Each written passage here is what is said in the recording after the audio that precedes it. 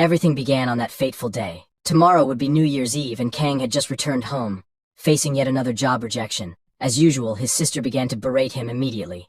"Why can't you land a job?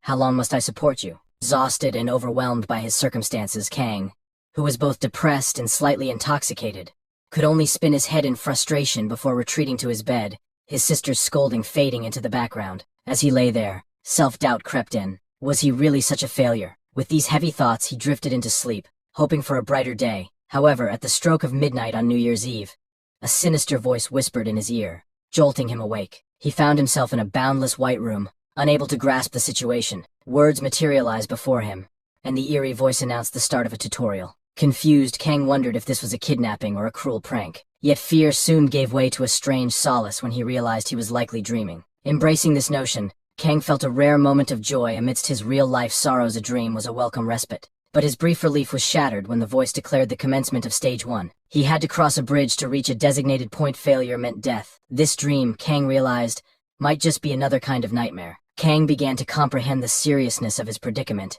yet the specifics eluded him. What bridge? What depth was the voice referring to? Abruptly, he found himself transported to a dark cave. Gazing around, he recoiled in shock. The ground beneath him groaned ominously, and several narrow stone bridges stretched out before him. He wasn't alone. Numerous people milled around, equally bewildered, as molten lava bubbled threateningly below them. A single misstep could mean the end. The sight and sounds of the bubbling lava unnerved Kang profoundly. Could this really be just a dream? The vividness of his senses betrayed the typical haziness of dreams. Doubting the reality he faced, he surveyed the crowd. Everyone looked just as startled and fearful as he felt. What sort of absurd dream is this? Kang pondered aloud, struggling to piece together the scene. Suddenly, a familiar voice called his name. Turning, he was stunned to see his sister on the same precarious bridge, tears streaming down her face. The sight of her in such peril deepened Kang's anxiety. "Why on earth are you in my first dream of the year?" he blurted out, bewildered. "This is ridiculous," she responded, equally shocked. "I was about to ask you the same thing. What are you doing in my dream?" Her voice trembled, mixing fear with confusion. Everything seemed far too vivid to be imaginary. But Kang dismissed his sister's fears with a stern tone. "Don't pretend this is your dream, it's clearly mine," he insisted, though this only intensified his sister's distress. She retorted, her voice rising over the ominous setting. "Is this really the time to argue over whose dream we're in?" The intense heat from the lava and the vivid sensations made Kang question whether this could truly be a dream. Moreover, he wondered how it was possible to engage in such fluid conversation within a dream. However, Kang, often lacking in sense, suggested that the mind could easily be deceived. People claim they don't feel pain in dreams, but that's not true, he argued. He recounted an incident where he dreamt of urinating only to awaken and find his blanket untouched, a fact he embarrassingly shared with his sister. Annoyed, his sister rebuked him. "Great, that's just what I needed to hear." Unperturbed, Kang dismissed her irritation. "It doesn't matter, it's my dream," he declared, and began to advance across the bridge, eager to explore this surreal experience further. Ju-hee, his sister, was taken aback by his foolishness. "Where do you think you're going?" she called out. With a mocking tone, Kang replied, "Didn't you see the system notification? It said we have to reach the other side of the bridge to clear the level," he added, smugly. "But I suppose an NPC like you wouldn't know that." Frustrated by being referred to as an NPC, Ju-hee admitted she had heard the notification but questioned Kang's fearlessness. "Aren't you scared of falling?" she asked. Kang brushed off her concerns. "Why be scared? It's just a dream," he scoffed. "Even if I fall and die, what difference would it make?" But before he could finish his thought, a shadow loomed above. They watched in horror as a person trying to cross the bridge above lost their footing and plummeted into the lava, screaming as they burned. The sight of the person disintegrating in the molten rock, emitting a nauseating burnt odor, was ghastly. The siblings stood in stunned silence, witnessing the excruciating death. The shock left Kang breathless. After a moment, his sister, observing his pale, shaken expression, pressed, "What were you saying?" Kang, visibly trembling, struggled to respond. His earlier bravado evaporated with the harrowing scene. The scream had sounded alarmingly realistic. "I'm not scared at all," Kang asserted, but his voice faltered with fear. Observing this, his sister sighed deeply, then crouched and advised him, "If you're that frightened, follow my lead and crawl." With that, she began to inch forward cautiously. Kang, visibly shaken, attempted to maintain his bravado. "Scared? Me? Never," he stammered. Yet the idea of crawling like his sister seemed increasingly sensible. Reluctantly, Kang lowered himself and started to crawl. Time passed, and the scene showed various fates unfolding. Some progressed, while others perished. Kang and his sister continued their cautious advance. Though she was frightened, she hid her fears from her timid brother. "What do you think happened to them?" "Any idea?" she asked Kang, trying to gauge his thoughts. It's just a very realistic nightmare, Kang replied stubbornly. Still stuck on that, his sister challenged, her voice growing stern. Do you really think a dream this vivid is just a dream? There's something more at play here. What if dying here means dying in real life too? These words overwhelmed Kang, and he broke down, sobbing loudly. You witch! Why must you keep reminding me? He cried out in despair. I'm paralyzed with fear here. The notion that death here could mirror death in reality terrified him, causing him to shake uncontrollably. Observing this, his sister mused silently on his unreliability as an older brother. Defeated, Kang lay there, immobilized by his dread. I'll just rest here a bit before continuing, he muttered. He forced a smile and added, You know, it's still possible this is all just a dream, and maybe when we wake up it'll all be gone. But before he could finish, the same eerie voice resonated around them, cutting through the tense air. The announcement came: a set amount of time had elapsed since the tutorial began, and no player had yet completed it.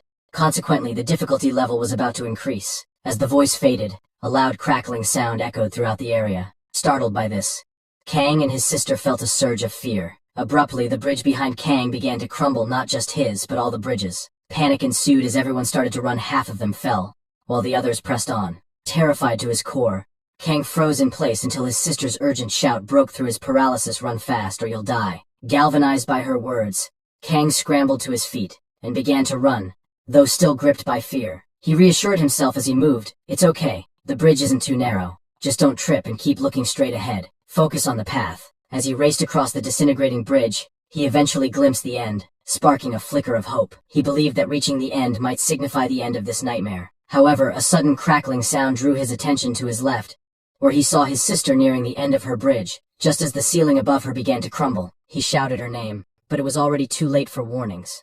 Driven by instinct, Kang leaped towards her bridge. In a burst of adrenaline, he grabbed her, and without a moment's hesitation, they both jumped from the collapsing structure, landing safely at the end of the bridge. Their timely escape was crucial. A second's delay would have been catastrophic. Before they could even catch their breath, the same voice filled the air once more, congratulating them on clearing the first stage of the tutorial 1 of 8. Simultaneously, a notification appeared, informing them of a level up and the temporary awakening of their powers, which would fully manifest upon completion of the tutorial. Kang paid little attention to the notification. He simply lay there, exhaling a sigh of relief, and confessed that he couldn't move a finger anymore. Juhi, on the other hand, scrutinized the system notification with intense curiosity, her face a mask of focus. Kang, frustrated, shouted, Forget all that. Aren't you even going to thank me for saving your life? Juhi muttered a casual thank you, which left Kang feeling somewhat underappreciated.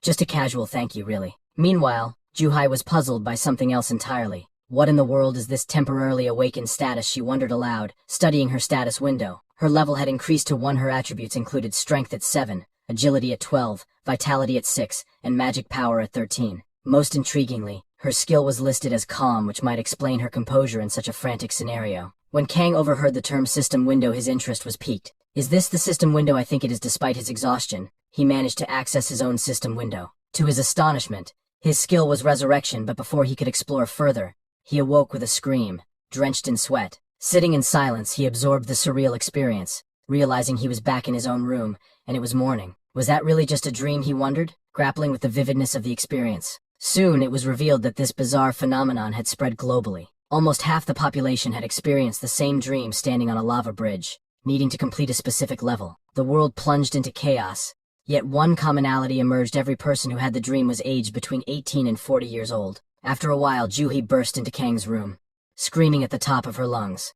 Both of them, overtaken by nerves and panic, started to babble about their experiences. Catching his breath, Kang fired off a series of questions. Juhi had appeared in his dream. He had nearly died. What was that all about? Especially the status window? Equally flustered, Juhi launched into her own inquiries. They quickly descended into an argument. Juhi pointed out that she had been on the brink of death, and Kang had saved her. Their conversation sped up, becoming so fast and frenetic that they couldn't make out each other's words. Eventually, Juhi, overwhelmed, shouted, At least let me speak first. Kang, already agitated, snapped back, accusing her of being the interrupter. Let me speak first. Their typical sibling bickering spiraled until they both exhausted themselves and retreated to opposite corners of the room. Hunger eventually interrupted their standoff. Deciding to eat first and sort out their thoughts later, they sat down for a meal. Meanwhile, the internet was ablaze with talk of the apocalypse, realistic and shared dreams, and various doomsday theories. As they ate, Kang and Juhi finally managed to converse without shouting. They came to realize that their experience wasn't merely a dream. They had actually interacted with each other in a tangible way. Moreover, this phenomenon wasn't isolated to their country. It appeared that people worldwide had experienced the same dream. Kang stumbled upon some intriguing news. Reports indicated that, although 3 to 4 out of 10 people had died in the dream, they hadn't actually died in real life. Juhi, however, remained skeptical. She argued that even if they didn't physically die, the intense realism of dying in the lava could have lasting psychological effects, potentially scarring them for life. Juhi had read online that those who died in the dream were admitted to mental hospitals, severely traumatized by the experience. They continued their meal in silence until a loud commotion outside disrupted the quiet. Kang went to investigate and was met with utter chaos. People were panicking, some looting stores for food, others parading with religious icons, convinced of the world's impending doom. Crime was rampant as opportunists took advantage of the disorder. Amid this turmoil, Juhi knew it was impossible to go to work, and Kang had no intention of job hunting in such chaos. Internally, Kang felt a guilty relief he no longer had to worry about finding a job, even contemplating if the world might indeed be on the brink of ending. Curious, Kang asked Juhi if she had tried to open her status window in the real world. She hadn't, but when she did, a message appeared, counting down to a cataclysmic event in nearly 5 years and 4 years, 364 days, 17 hours, 3 minutes, and 13 seconds. A disaster will strike that will end the world. Juhi panicked, asking, "What do we do now?" Kang nonchalantly replied, "The world's going to end in 5 years. Why stress about it now? We're better off staying home and figuring out what's going on with this tutorial guy." For once, Juhi thought Kang was making sense. As the world gradually regained a semblance of order with the police curbing the chaos and people finding their way back to normalcy, night fell, and they all retired to bed. As Kang drifted off to sleep, the same mysterious voice greeted him once more, offering an explanation and instructions for basic interference. Annoyed, Kang dismissed the preamble, demanding, "Skip all this and just show me my status window." The system obliged, displaying his stats: level 1, strength at 8, agility at 9, stamina at 8, magic power at 14, and his unique ability, resurrection. Kang wasn't sure about the effectiveness of his stats since he had only his own as a reference. His magic power stood out, notably higher than his other attributes, suggesting a potential proficiency in magic. However, what truly astonished him was his unique ability, resurrection. He smirked, considering it an overpowered, game-changing skill. Reading the details, he discovered his resurrection rank was Z, allowing him to come back to life 24 hours after death. If no specific location was designated, he would resurrect at his last sleeping spot. But there was a catch, though his level would drop by 1, and all abilities would be halved for 24 hours penalties that were suspended in the tutorial. Elated, Kang danced around, thrilled by what he deemed a god-level cheat ability. Finally, he thought, a chance to escape my loser life. Unbeknownst to him, challenges awaited. The scene shifted to Kang, wielding a hefty hammer, battling an elusive goblin. Despite his fervent swings, the goblin deftly evaded him. The objective of the second stage was clear: eliminate all goblins. Yet Kang struggled to conquer even one. After a prolonged struggle, he managed to slay it only by launching a surprise attack, leaving goblin blood dripping gruesomely from its head. Kang's hands trembled. He was drenched in the vile blood, recoiling at the reality that he had actually killed. The sight was so nauseating that he had to turn away. As he retreated, Kang was unaware of the danger lurking behind. A particularly menacing goblin named Goblin Millet, larger and more formidable than the rest, eyed him hungrily. This goblin, distinct from the others, was ready for a fight, wielding a 2-meter-long weapon, a menacing meat chopper aimed at Kang. Upon seeing the towering Goblin Millet, Kang was petrified. He had barely managed to defeat a smaller goblin, and now faced this behemoth wielding a 2-meter weapon. The thought alone terrified him. I definitely don't want that thing anywhere near me. Yet the burly goblin had other plans. Goblin Millet burst into maniacal laughter, drool cascading from his mouth as if he were about to devour Kang whole. He swung his massive meat chopper, and Kang, weak from lack of exercise and equipped with a mere 70-centimeter weapon, stood no chance of blocking it. Overwhelmed, Kang burst into tears. The goblin easily knocked Kang's weapon aside with a single blow and didn't immediately finish him off. Instead, he cruelly toyed with Kang, methodically tearing at his body and subjecting him to unimaginable torment. Repulsed by the thought, Kang was left battered, half dead, and tearful. Bloodied and barely conscious, he felt the goblin's grip tighten around his neck as he was dragged away, the goblin's laughter ringing in his ears. Kang was lost in agony, questioning why this torment was happening to him. The pain was hellish, and he couldn't fathom why the goblin didn't just end his life. All Kang could do was hope fervently to awaken from this horrific nightmare soon. Yet, as the ordeal dragged on, he was cruelly reminded of just how much blood the human body contains. The monstrous, bloodthirsty Goblin Millet continued his dreadful antics, leaving Kang in a state of despair. After tormenting Kang mercilessly, the goblin dragged him for hours by the collar to an unknown location. Throughout this ordeal, Kang suffered excruciating pain and hellish torture. At last they arrived at a place where 3 more goblins joined in, subjecting Kang to further brutal treatment that ultimately led to his death from blood loss and severe torture. He awoke in his own bed, screaming uncontrollably. His cries roused his sister Juhi, who was initially angry and frustrated by the disturbance. Bursting into his room, she demanded, "What's all this noise about so early in the morning? Why are you screaming like a madman at 4 a.m.? Her head throbbed with pain, exacerbated by the lack of sleep. However, her frustration turned to shock when she saw Kang, curled up in the corner of his bed, trembling under a blanket, scratching at his arms frantically. All he could stammer was, "Goblins, I'm scared, please, no more." Both shocked and confused by his state, eventually managed to coax him to the dining table, though he continued to shiver uncontrollably. There, Kang shared his harrowing experience, detailing how he had bled to death, but he withheld the worst of the atrocities to spare his sister the full horror. He relayed only the beginning. The goblin had methodically pulled out his fingernails and toenails, crushed his fingers, and then proceeded to extract his teeth one by one. Upon hearing this, Juhi could listen no more. She covered her ears, exclaiming, "I can't hear any more of this, I'll faint." She then mentioned that she, too, had failed to complete stage 2, but had experienced nothing as horrific. Juhi had perished from a mere shock delivered by a standard goblin and wondered if Kang's tears were for a similar reason. Kang felt a wave of shame wash over him for having cried in front of his younger sister. In a bid to defend himself, he stood on his chair and shouted, "You can't understand because you haven't been through what I have." Even Mike Tyson would be yelling louder than me, and probably running to his mom. Realizing her teasing had struck a nerve, sought to calm him, saying, "It's okay. I was just trying to lighten the mood, and it seems to have worked. Seeing you shout like that, I guess you're okay now."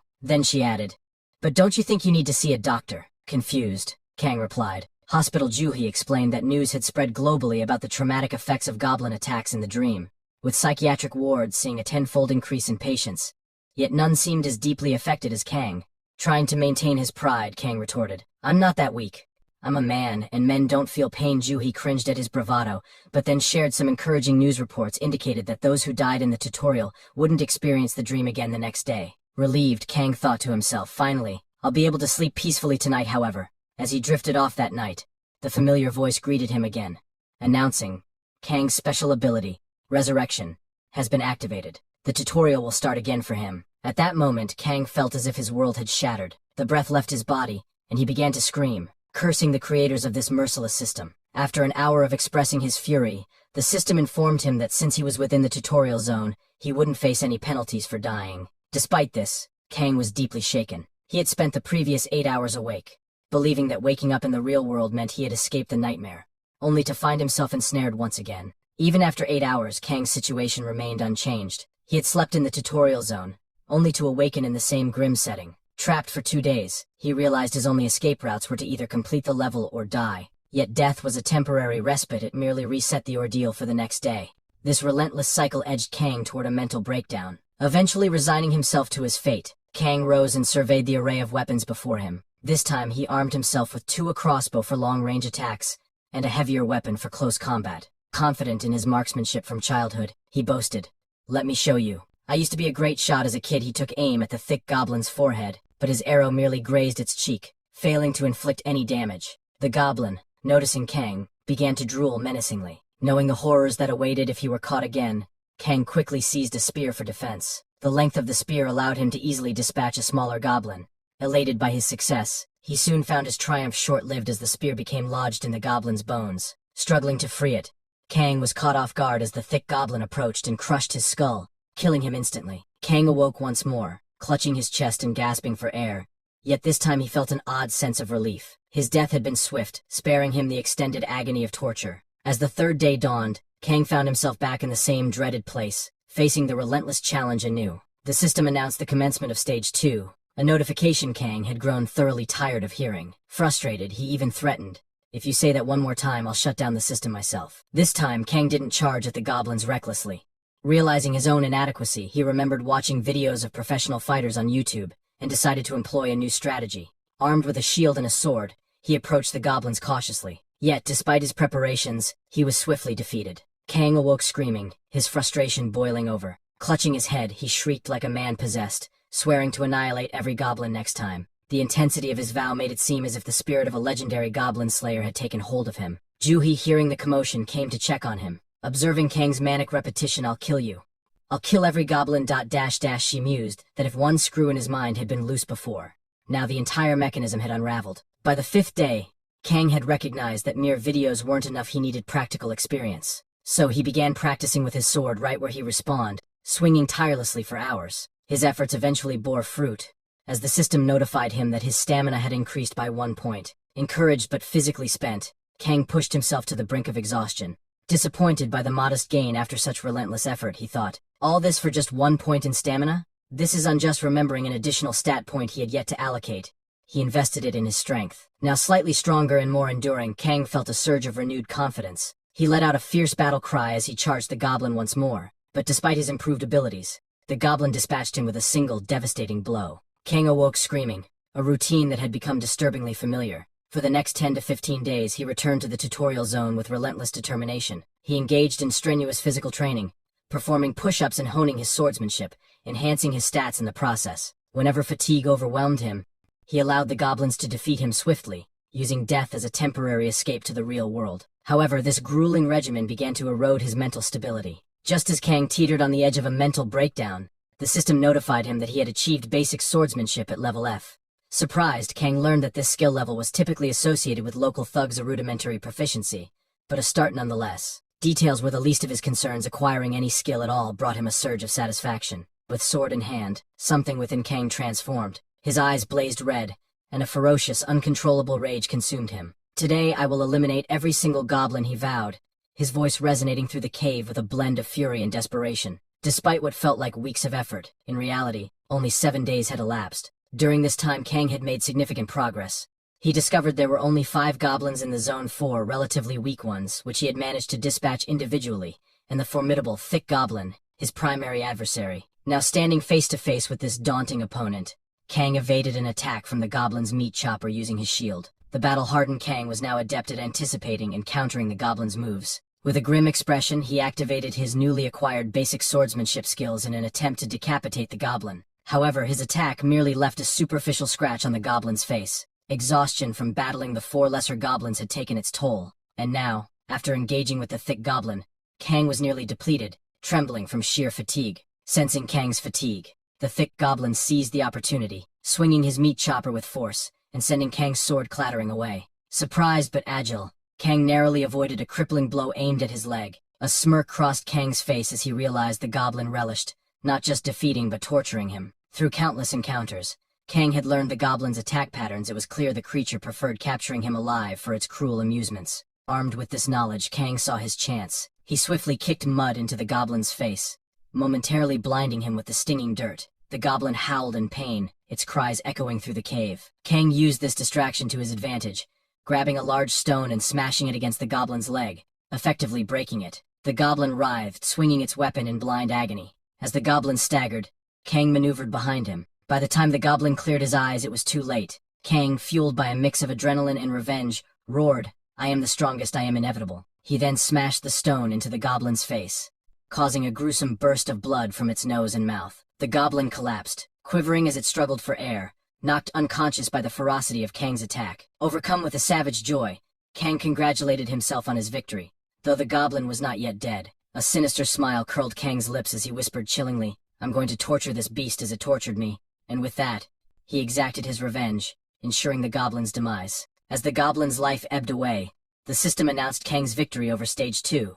rewarding him with 5 additional stat points and the choice of any weapon he desired. Raising his arms triumphantly, Kang looked skyward and declared, "This is the power of the ultimate being. Am I a god?" Kang mused, bursting into maniacal laughter. The scene then shifted to a more mundane setting. Kang, back at his sister's house, donned an apron and busied himself in the kitchen. Despite his triumphs in the tutorial, at home he was still the same old Kang, living at his sister's expense and tasked with daily cooking. He convinced himself he was preparing a celebratory meal for clearing Stage 2. In high spirits, he sampled the food, only to burn his mouth as Juhi burst through the door with a bang. Startled, Kang winced from the pain. Juhi, wide-eyed, asked, "Did you really clear Stage 2 before Kang could reply? A resounding noise shook the earth, announcing the completion of the tutorial. A new reality was unveiled. Those who had finished the tutorial could now harness their abilities in the real world. Both Kang and Juhi were astounded, but their astonishment escalated when another notification popped up, signaling the activation of a dungeon and causing the world to tremble. They rushed to the balcony and were greeted by an imposing, eerie black door just outside their home.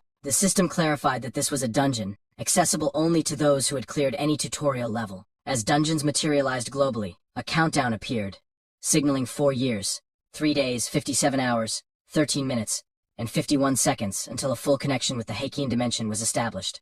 The emergence of the dungeon thrust the world into chaos, but Kang and Ju-hee chose to stay indoors, seeking organized, reliable information. During this search, Kang uncovered that the tutorial saga was far from over. A significant revelation came to light: many people had just turned 18 that day, and were initiating their tutorials. Thus, anyone reaching adulthood would face the tutorial, a daunting prospect. While the world outside unraveled, Kang, detached from the chaos, was eager to access his status window. With a flourish, he commanded, "Status window, open." After a suspenseful pause, the window appeared, only to inform him that the tutorial was still in progress, rendering it unusable. Confused, Kang then realized the broader scope of his challenge. There were a total of 8 tutorial stages. It had been 8 days since the tutorial first began for others, meaning they had completed it and gained full access to their powers. Kang, however, had more trials to face. Due to his resurrection ability, Kang found himself perpetually stuck in Stage 2, which meant he couldn't use his status window until he completed all 8 stages. Realizing this, Kang felt a wave of sadness wash over him. He turned to Ju-hee to see if she had found any information about Stage 3 online.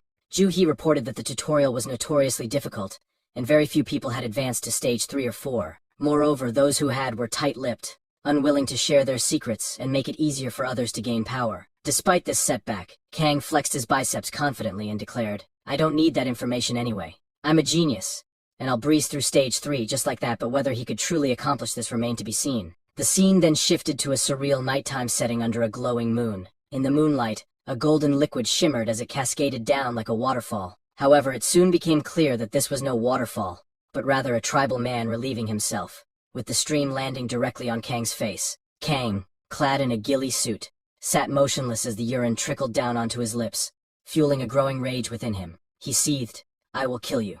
I will definitely make you pay." The narrative then rewound to 10 hours earlier when Kang first arrived at Stage 3. As he stepped into this new phase, the system greeted him and announced the stage's name, patience, and endurance test. The conditions were clear: Kang had to assassinate a Gurkhan chieftain without detection. The penalty for failure was death. Looking down, Kang noticed he was already equipped with a ghillie suit, setting the stage for his stealth mission. After assessing his situation, Kang realized he was embarking on a mission akin to those of a hitman or assassin. He was unfamiliar with the Gurkhan chieftain, so his initial task was to locate this elusive creature. However, before setting off, Kang decided to review the rewards he had earned from Stage 2. Upon accessing his status window, Kang discovered he had advanced from level 2 to level 4. His attributes had improved. Strength and agility were both rated at 10, stamina at 11, and magic at 14, with an additional 7 stat points to allocate. He also noted he had acquired 3 new skills: basic swordsmanship, basic shield technique, and basic crossbow technique. The elated Kang exclaimed, "I am so rich. This is exactly how a status window should look." Yet his joy was short-lived. Upon inspecting the details of his new skills, he realized they were nearly ineffective. The shield skill was barely sufficient to fend off local bullies, and the crossbow could only take down insignificant foes. His initial excitement gave way to frustration. Remembering he had received a weapon for clearing Stage 2, Kang eagerly checked his inventory and drew a sparkling sword. Holding it aloft, he felt a surge of power and chuckled, "This is so awesome. I've always wanted to hold a sword like this." But the system, dampening his spirits, promptly noted, "This is just a shabby longsword." Disappointed once again, Kang's mood soured as he moved on. As he progressed, Kang mused about the legendary sniper, Carlos Hathcock, who had successfully assassinated a general from 1.4 kilometers away after a grueling 3-day crawl. Kang held immense respect for such feats. Having crawled for 10 hours himself, Kang finally arrived at a village, vibrant with the sound of beating drums and guarded by tribal people. He began plotting his strategy for assassinating the chieftain. Surrounded by many small huts, Kang surmised that the chief would likely reside in the largest one. As he lay camouflaged in the grass, having crawled for the past 10 hours, discomfort marred his stealth. His pants, damp with urine, clung to him stickily, attracting grass and insects that nipped painfully at his skin. Rain had soaked him thoroughly, adding to his misery. Lost in strategic thought, he was oblivious to the approach of a guard. Suddenly, the guard materialized before him, and Kang's breath hitched as he braced for capture. Looking up, he saw a towering, muscular guard staring down at him. Kang feared his mission was doomed, but unexpectedly, the guard began to urinate, obliviously using the spot Kang occupied for relief. The guard, unaware of Kang's presence, continued as Kang felt the warm stream inadvertently entering his mouth. Rage built within Kang, his body shaking as he endured this indignity. Reminding himself of the trial at hand, Kang mentally repeated, "I must endure. No matter what, I must endure this stage was designed to test his patience and endurance, and he was determined to uphold his resolve. However, the guard began to playfully manipulate the stream, splashing Kang's face directly. This act shattered Kang's strained composure. His patience snapped, and fueled by indignation, he sprang up and began a furious pursuit of the guard. "I'm going to cut your little pee-pee off," Kang roared. The guard spun around in shock, meeting the visage of Kang's face still dripping with urine. With a primal yell, Kang charged, sword in hand, ready to confront the guard. In a single, decisive motion, Kang struck down the guard, cleaving him in two. A satisfied smile crossed his face as the guard's body slumped to the ground. However, the sound of the confrontation had drawn the attention of other guards. Soon, over 100 of them encircled Kang, ready to retaliate. Realizing the gravity of his situation, Kang decided to embrace his fate dramatically. "I might as well deliver the line I've always wanted to," he thought. Summoning all his strength, he bellowed, "Come at me, you sons of bastards." As the guards rushed towards him, an unexpected notification from the system informed Kang that he had unlocked a new skill named Lion's Roar of Rage. The specifics of the skill were unknown, but its immediate effect was not enough to prevent the guards from overpowering Kang and leaving him at the mercy of the wild animals. The following day, fueled by rage, Kang seized his ghillie suit and roared, "I will kill every one of you one by one." His scream was so powerful that it triggered another system notification. His Lion's Roar of Rage had evolved into a skill called Degrade. This advanced ability diminished the stats and morale of nearby enemies while clearing any debuffs affecting him.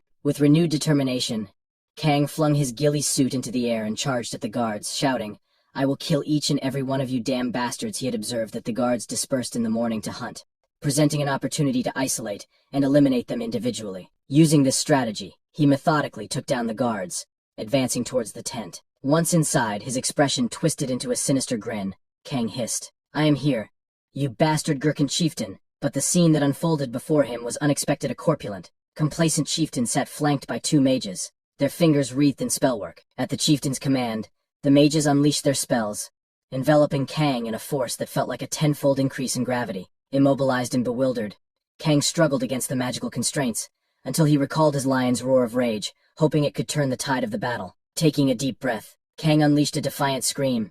"Die, you ugly fat ass." The magical debuff lifted instantly, much to the chieftain's astonishment. Wasting no time, Kang charged forward, a triumphant smile spreading across his face. "I am inevitable," he declared, before cleaving the chieftain in two. The system promptly notified him that he had completed Stage 3 of the tutorial. Kang had not only gained a new ability, physical regeneration ranked at B, but also set a new world record for the fastest completion of Stage 3, earning him the title the Undying League, which boosted his stats by 1. Pausing to reflect, Kang thought, "I completed Stage 3 in just 2 days. It had taken him weeks to conquer Stage 2, and Stage 1 had been an utter debacle. Am I really a genius?" He wondered, his spirits soaring at the prospect of breezing through the next stages, envisioning himself as a legendary knight triumphantly standing over a slain dragon. Reality, however, was quick to dampen his dreams. A month had elapsed, and Kang was still grappling with Stage 4. One morning, while preparing breakfast and watching the news, he abruptly awoke screaming. His sister, Ju-hee, barely reacted. His outbursts had become a routine annoyance. She sighed and muttered, "There he goes again with his nonsense," as she turned off the gas stove. "If you keep waking up screaming like this, the neighbors will start thinking I'm murdering you every morning," she remarked dryly. "What happened today, Kang? Did you slip, hit your head on a rock, and die?" Ju-hee teased, poking fun at his repeated failures. Just then, a thunderous voice boomed from Kang's room. "I cleared it." "You idiot!" Ju-hee, still groggy, turned toward the noise. Suddenly, Kang emerged, his entire body wrapped in a radiant red aura, shouting, "I just tore them apart." Initially, Ju-hee didn't take Kang's proclamation seriously, but as he stepped into the light, her expression shifted to one of shock, bewilderment, and confusion. Witnessing his transformed aura, she was speechless for a moment, but then Ju-hee exclaimed, "What happened to you?" Before her stood Kang. His physique enormously transformed. His body had swollen to twice its usual size, his muscles now bulging impressively. As they sat down for breakfast, Ju-hee, still perplexed and concerned, couldn't help but ask, "How did you become like this?" Kang, visibly irked and exasperated, Kang retorted, "This tutorial won't let me live in peace. It's turned my life into a nightmare. All that's fine, but day by day, you're starting to look more like a thug," Ju-hee remarked, still trying to comprehend the change. Kang replied with a hint of sarcasm, "Wow, thanks. My own sister thinks I look like a criminal." Their conversation quickly devolved into the typical banter siblings often find themselves in. After some time, adopting a more serious tone, Kang began to explain that Stage 4 wasn't as challenging as it appeared. The theme of Stage 4 was leadership, he said. All I had to do was lead a party, enter the dungeon, and destroy its core. Simple, right? Initially, his party members appeared cooperative and helpful. However, it wasn't long before disputes erupted over leadership, resource management, and loot distribution. Kang eventually took charge as the leader, his task facilitated by the intermediate body regeneration ability he had acquired after clearing Stage 3. This B-grade skill allowed him to automatically regenerate from any cuts, burns, or fractures using mana, making it easier for him to maintain his leadership. Curious, Ju-hee asked, if everything was going so well, why did it take you a month to complete Stage 4 at her question? Kang's demeanor darkened, and he fell silent for a moment. Then, with a voice heavy with frustration, he revealed, the trouble began that night. Every time I fell asleep, my so-called allies would turn against me. Kang's voice grew louder and more agitated as he recounted the betrayals. The betrayal was a repeated offense despite Kang's efforts for the group. His party members would treacherously murder him in his sleep, taking turns that were anything but vigilant. This cycle of betrayal continued for an entire month, fueling Kang's frustration to its boiling point. During a heated discussion, Kang's anger erupted so forcefully that he accidentally spilled food all over Ju-hai's face. Annoyed, Ju-hee wiped her face and snapped, eat first, then talk. You maniac, taking her advice. Kang quieted down and began to eat more calmly. After a few moments of silence, Ju-hee, curious, asked, so how did you finally manage to complete Stage 4 today? At her question, Kang burst into laughter, the kind that bordered on madness, his voice echoing around the room as droplets of saliva flew from his mouth. His eyes blazing red, he exclaimed, I simply eradicated all the annoying pests, and moved on the scene, then cut to the previous day. Kang was with his party members who, true to form, began to bicker. But this time, Kang's patience reached its limit. Veins throbbing on his forehead, he exploded.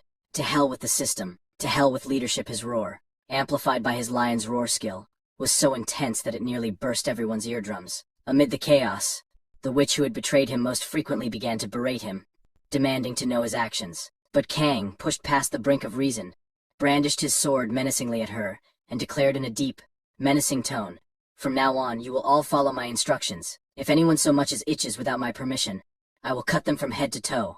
Another party member, a yellow-haired man named Pido, attempted to interject. Are you insane? Why should we listen to you? Before Pido could finish, Kang struck him repeatedly with fierce punches. The assault was brutal. Pido's face swelled, his teeth shattered, and he was left sobbing, unable to utter a single word. He simply nodded, acknowledging the other's shock, and added ominously, if anyone even itches without my permission, you will beg me to let you die. Galvanized by his own threat, Kang then proceeded to rampage through the dungeon. He had run through it 29 times, memorizing every path and corner. Within a mere 8 hours and without any rest, Kang methodically slaughtered every monster, swiftly reaching and destroying the dungeon's core. Immediately, the system acknowledged his victory, congratulating him on completing Stage 4, and rewarding him with the Ring of Strong Mind, a B-grade item. His status window updated to reflect his new level 15, with enhanced attribute strength at 17, agility at 16, endurance at 17, and magic at 15. After 30 dungeon raids, Kang had amassed a trove of loot, armor, weapons, pearls, and magic stones,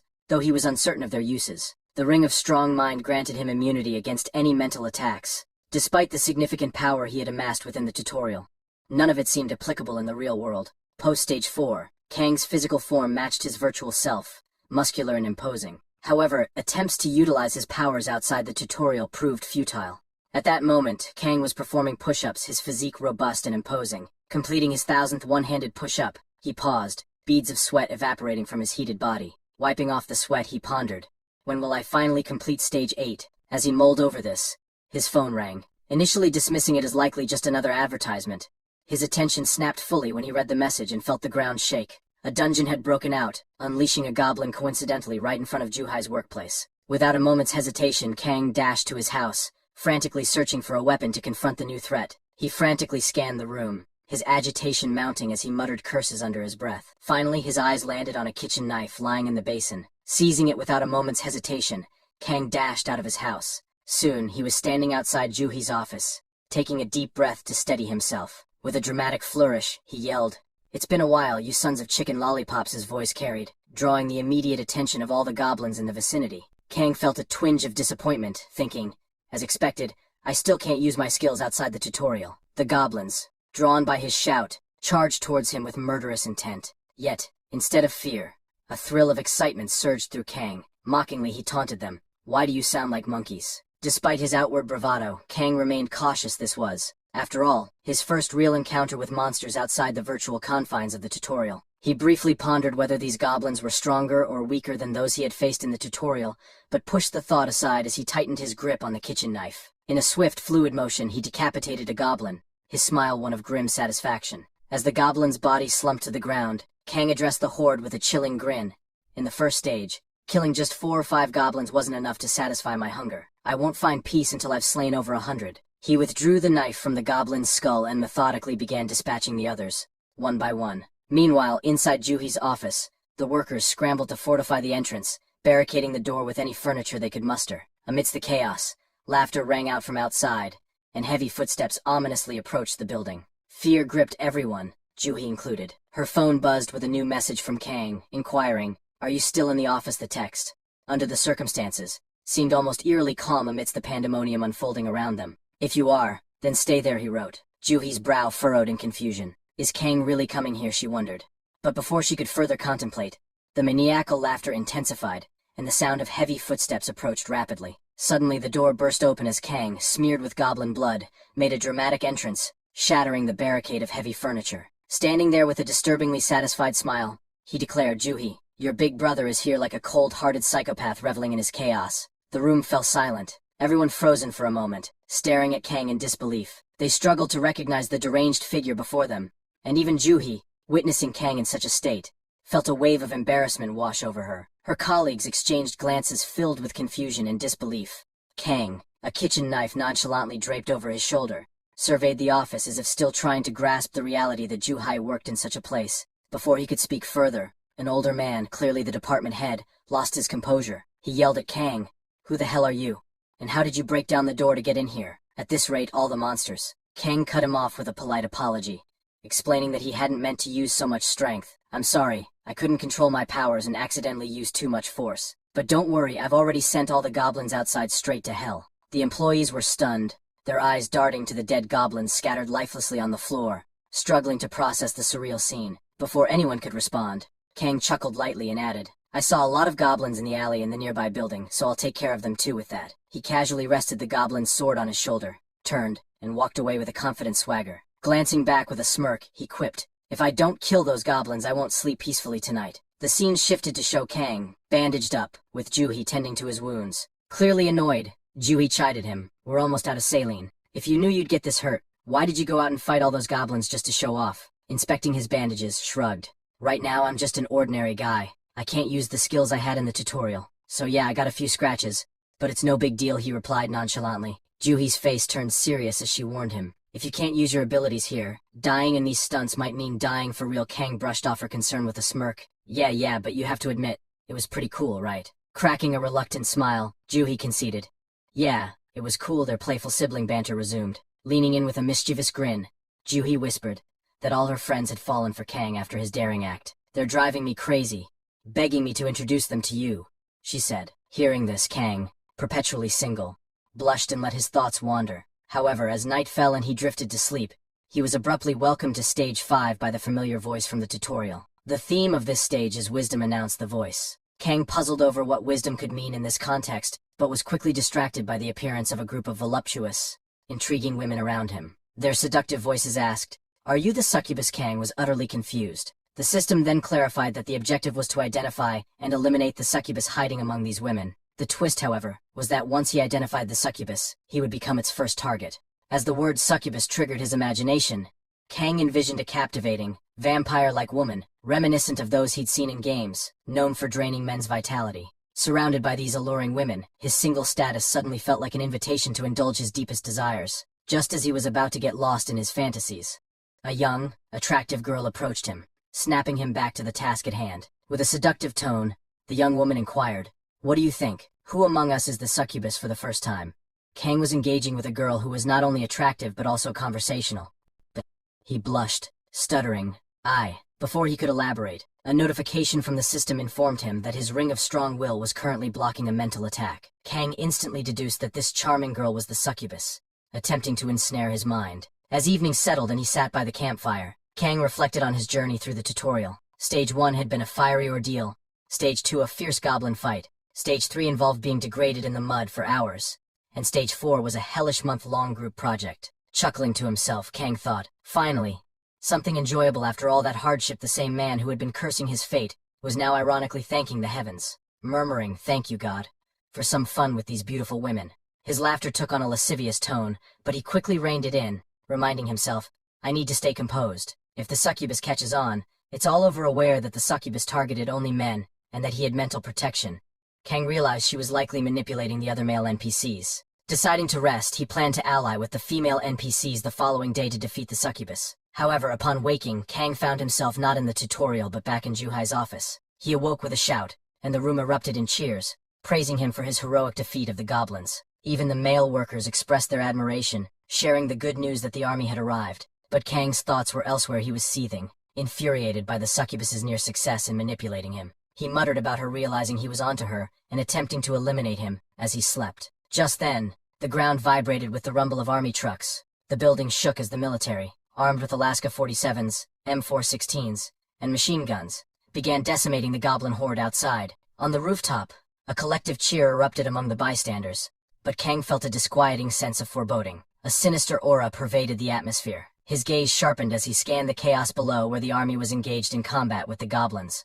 Something felt amiss. His eyes locked on a figure, a red goblin wielding a spear, adeptly dodging every bullet. In a fluid motion, the goblin decapitated a soldier, causing panic to swell as the troops responded with a barrage of gunfire. However, their efforts were futile. The goblin remained unscathed, its rage intensifying, eyes glowing a demonic red. With a fearsome roar, the goblin launched itself at the army vehicles, annihilating everyone in its path with ruthless efficiency. Kang watched the carnage from above, a sense of helplessness washing over him as the scene continued to deteriorate. The formidable goblin then turned its menacing gaze directly towards Kang, piercing his soul with its malevolent stare. This grotesque creature had single-handedly destroyed 3 army trucks, with only one remaining. As soldiers scrambled for their lives, desperately calling for reinforcements, the goblin finished its rampage, standing atop the last truck with a vile, triumphant smirk, appearing as if it thirsted to drain its adversaries completely. In such moments one couldn't help but think of legends of heroes known as goblin slayers, for when a creature exudes such malevolence, ordinary measures simply do not suffice. The soldiers, gripped by terror, struggled to maintain their composure, hands quivering as they aimed their weapons. The red goblin, with a mighty leap, hurtled towards them. A soldier, in a last-ditch effort, fired his M416, though he sensed the futility of his actions. As the red goblin was about to strike down the soldier, Kang made his move, stepping into the fray to confront the monstrous foe. Without hesitation, Kang lifted a hefty chunk of concrete and hurled it directly at the goblin's face. The impact sent the creature reeling backwards. The American soldiers paused, struggling to process the sudden turn of events. They wondered who, or what, had just intervened on their behalf. Kang climbed onto the truck with a dark, confident smile. The soldiers, already rattled by their encounter with the red goblin, felt a fresh surge of apprehension at the sight of Kang's formidable expression. In a panic, one soldier yelled, "It's a new monster attack. Fire it!" Will Kang, taken aback, shouted in return, "I'm human. Are you insane?" Upon closer inspection, the soldier realized his mistake, recognizing Kang's human features beneath the intimidating demeanor. Sheepishly, the soldier apologized, mistaking Kang for one of the awakened beings summoned for support. However, Kang's focus was elsewhere. He saw the red goblin beginning to recover. His decision to aid the army wasn't born out of heroism or altruism. Rather, Kang realized that if the army fell, the goblin would undoubtedly target him next, endangering not just himself but also Juhi. Determined to leverage the army's resources, Kang jumped off the truck and inquired, "Do you guys have any tear gas?" The soldiers confirmed, but they lacked a spare gas mask for Kang.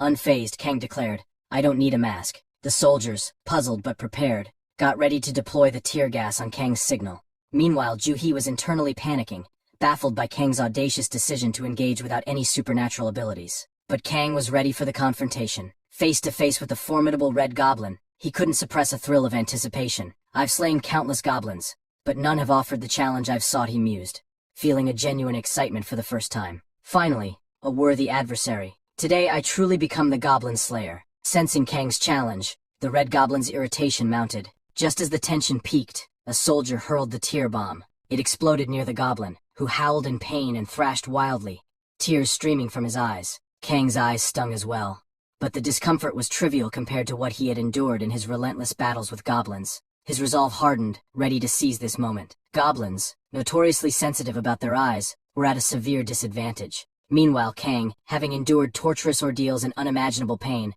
had grown almost inured to such discomfort. His reaction was a stark contrast, laughing maniacally in anticipation of the battle. Charging towards the formidable goblin, Kang ignored the tears streaming from his eyes and nose, and launched into a relentless assault. The goblin, overwhelmed by the stinging pain, could do nothing but stand defensively, its eyes tightly shut. However, Kang soon made a disheartening discovery. Despite his fervent attacks, the goblin remained unscathed.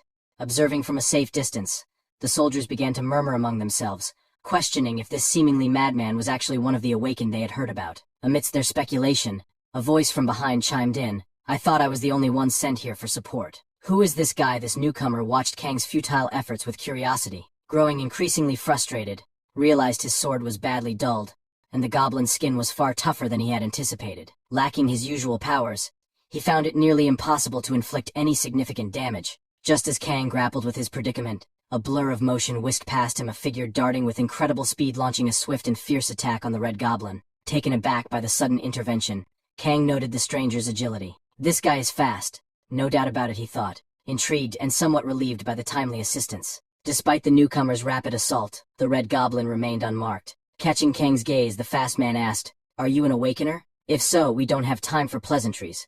We need to take this creature down." Kang nodded in agreement, and together they initiated a coordinated strike against the goblin. Kang attacked from behind while the fast man engaged from the front. Yet, despite their efforts, the goblin's hide proved impervious. Kang recognized the extraordinary resilience of the goblin's body. Ordinary attacks simply weren't effective. As Kang's sword neared destruction, he noticed a pointed axe nearby. He sprinted towards it, seizing the weapon. The fast man observed and called out, "I've got the speed, but lack the power to inflict damage." Kang, focused and undeterred, grasped the axe with a determined expression, resolved to end the confrontation. Kang understood the red goblin was merely biding time, defending itself until the effects of the tear gas dissipated. He needed to identify a vulnerability quickly. The goblin's body was as hard as iron, but perhaps there was a softer spot to exploit. His eyes and mouth seemed potential targets, but the goblin's defenses were robust. Then an idea struck him. Kang charged at the goblin with the axe, yelling as he approached. In a fluid, decisive motion, he struck. The red goblin froze, caught off guard by the unexpected pain and intense, confusing sensation. The fast man watched in disbelief at Kang's audacious move. With a grim smile, Kang executed a brutal technique, reminiscent of a fantastical ninja's deadly hand strike, but with the axe, plunging it deep into the goblin. "Well, this is one hell of a way to pop your first cherry," Kang remarked darkly, satisfaction in his voice. "I'll show you what true hell is," Kang promised, standing ready as the goblin reeled from the impact, the battle reaching a new, fierce climax. Kang didn't halt his actions there. He carefully withdrew his axe and forcefully reinserted it. A disconcerting sensation traveled up the handle, sending shivers down Kang's spine. A troubling thought flickered through his mind. What am I actually doing with my life? Engaging yet again in such grotesque acts? Clutching his axe firmly, Kang twisted it with all his strength and thrust it upward, in a decisive motion. The grotesque figure with the axe embedded in its rear was now suspended in the air. Yet, Kang's fury did not subside. With ferocious energy, he pulled down the red goblin forcefully. At that moment, the red goblin's eyes blazed with fury, fixing Kang with a deathly glare. Undeterred, Kang removed his axe and plunged it in once more. This action was sufficient to consign the red goblin to oblivion. Overwhelmed by the intensity, the goblin was paralyzed. Seizing the moment, Kang charged at him. He leaped forward. A triumphant grin etched across his face, determined to end the red goblin's misery by driving his weapon directly into its mouth. The battered creature lay there, incapacitated, its mouth agape, utterly unable to react. With one swift move, Kang drove the axe deep into the goblin's mouth, continuing until the creature expired, blood scattering in all directions. Onlookers, including a particularly fast individual, could only ponder in bewilderment, who is this formidable awakener? How had he remained unnoticed all this while? Unbeknownst to others, Kang had not yet unleashed his full abilities. After relentlessly driving his weapon into the red goblin's face, a system notification confirmed the creature's demise. Since the red goblin was a boss monster, a reward was forthcoming, but Kang, still engaged in the tutorial, couldn't inspect the item immediately. He quickly stashed it in his inventory. At that moment, the fast guy called out to him from behind, causing Kang a moment of panic. He reasoned that typically loot was to be shared, yet he had single-handedly defeated the red goblin. The fast guy had arrived too late to contribute. Unwilling to share the spoils, Kang made a swift exit, claiming urgent business elsewhere. With a disarming smile, he tossed the formidable axe behind him, advising, "Feel free to use it after a good wash, of course." By the time the fast guy reacted, Kang had vanished. Removing his mask, the fast guy revealed strikingly handsome features and mopped the sweat from his brow, his mind set on one thing: he wanted a rematch. Hours later, as dusk fell, Kang escorted Juhi back to their home. They settled in for the night, changing into comfortable clothes and enjoying a quiet dinner. Juhi had prepared a sumptuous meal of ramen and tofu, but was taken aback by Kang's voracious appetite. Amidst her astonishment, she showed him her phone. Kang's eyes widened in shock upon seeing a video of his earlier battle, now circulating widely on YouTube and garnering a massive viewership. Jumping up from his seat, he exclaimed incredulously, "Is that really me?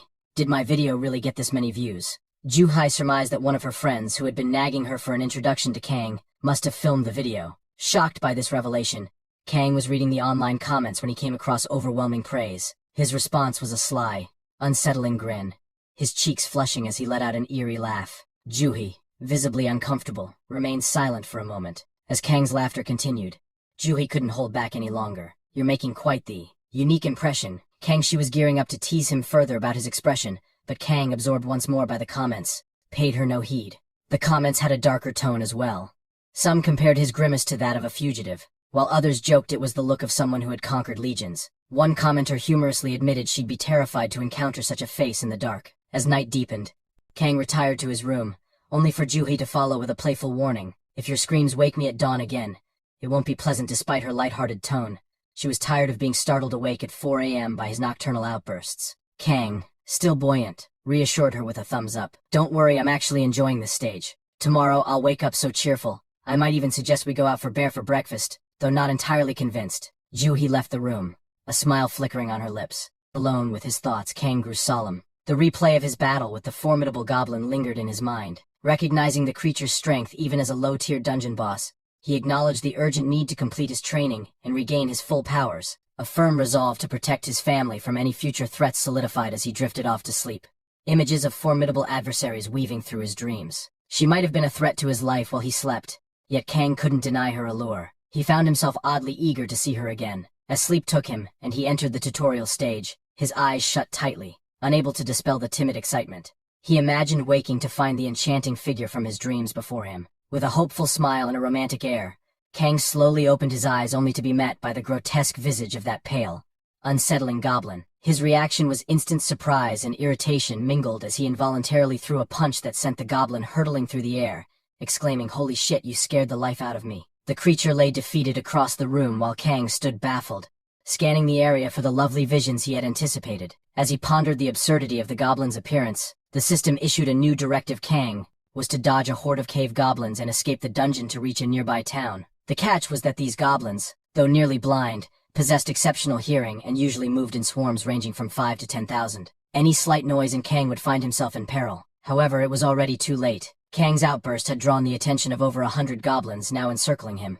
As the reality set in, his face paled, and he adopted a grave expression. Despite the impending threat of thousands of goblins poised to devour him, Kang remained surprisingly composed, undaunted by the danger looming before him. Grinding his teeth, Kang yelled furiously, "Why has the tutorial changed? Where are the characters I was promised?" As the goblins swarmed closer, his cries continued, relentless and echoing, until they overwhelmed and devoured him. Kang awoke with a start, his scream piercing the early 4 a.m. silence and jolting Juhi awake. Meanwhile, the scene shifted. A man clad in a black coat and pants was mercilessly beating two thugs. One lay bleeding on the ground when he attempted to speak. The man brutally silenced him with a crushing blow, expressing boredom. "I'm so tired of these weaklings. I need a real challenge then."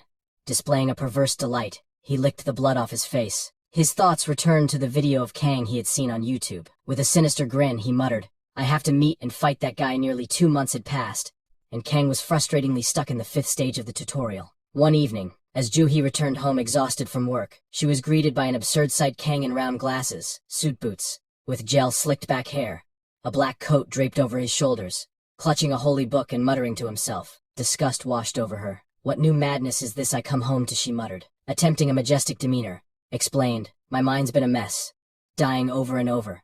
I'm seeking peace, like a monk might with theatrical gusto." He opened the holy book and began recounting his surreal experiences. "It's been 53 days, holy 53 days. Who keeps changing my reality every time I blink? Sometimes I wake up in the lap of a massive goblin. Other times I'm nearly cooked in their stew, or worse, butchered for their meal. Why is it always goblins?" Juhi, overwhelmed and sitting with her head in her hands, thought despairingly, "He's losing his mind day by day. I might need to consider a mental institution." After enduring half an hour of Kang's ramblings, she reached her limit. Standing abruptly, she shouted, "Enough of your nonsense. If you can afford suits, boots, and holy books, why not invest in soundproofing your room so I don't have to wake up to your insanity every morning? Night had fallen once again, and Kang found himself back at stage 5, his expression tinged with melancholy. However, this time he was in for a surprise. No goblins were in sight. Instead, he stood at the entrance of a dungeon, his mood lifting as the system alerted him that his task was to conquer this new challenge. With a mischievous smirk, Kang strode confidently towards the dungeon boss. He was met by a colossal tarantula. Personally, I'm terrified of spiders. Just seeing one in my home sends me running. Are any of you afraid of spiders? Or is there something else that freaks you out? Let me know in the comments. But back to Kang. This tarantula wasn't just menacing, it attacked him with a venomous secretion. Yet Kang didn't flinch. Consumed by the thought of attacking the tarantula directly, he ignored the poisonous juice splattering him, which began to decay his flesh. Despite this, Kang's resolve did not waver. In a desperate act to halt the spread of the poison, he gruesomely severed his own hand. The tarantula, momentarily stunned by his audacity, paused. Seizing the moment, Kang darted beneath the creature, a grin spreading across his face. This might sting a bit, he whispered cheekily before cleaving the tarantula in two with a swift, decisive strike. Standing triumphantly between the severed halves of his foe, drenched in tarantula blood, Kang received the system's notification of victory. He had completed stage 5. His reward was the acquisition of a giant's power, classified as a B-rank ability. Yet, Kang was far from content. His thoughts wandered as he held his blood-stained sword aloft,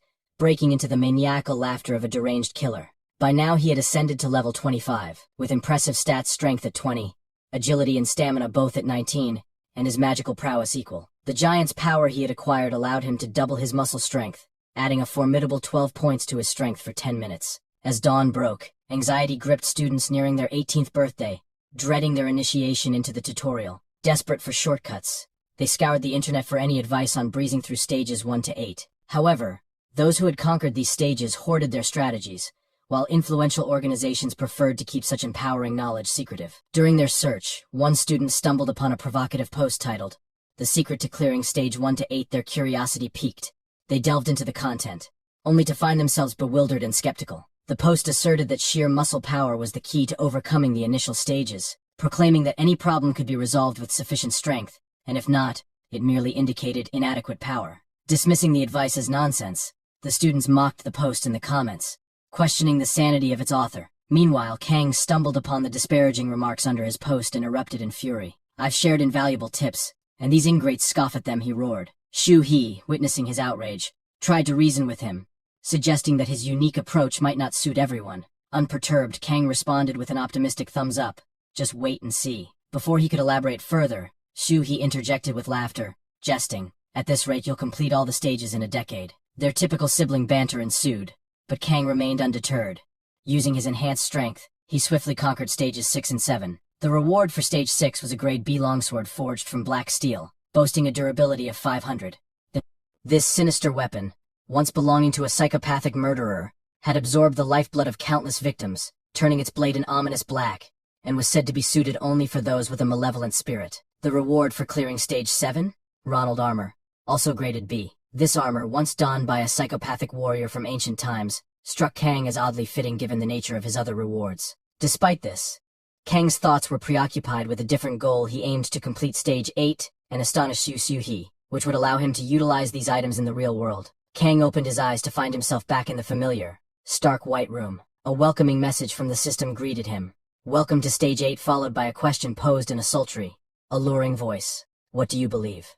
Confused by the question, and before he could ponder its meaning, the serene white space began to fracture dramatically. The sky shattered like glass above him, and the ground crumbled under his feet. Kang plummeted, screaming, into the abyss, his fall seeming to stretch endlessly. When he finally regained his senses, he found himself in the midst of a bustling city, encircled by onlookers. "Is this my city?" Kang questioned, his mind racing with confusion. His query deepened when a woman passed through him, as if he were a mere hologram. As he turned to follow her with his eyes, Kang noticed something unsettling about the crowd. While their bodies resembled those of humans, their faces were distinctly non-human. Some bore lizard-like features, others canine, yet they moved through a civilization starkly similar to Earth's. Just then, Kang's attention was drawn to what he first thought was a monster staring intently at him. "Is this creature observing me?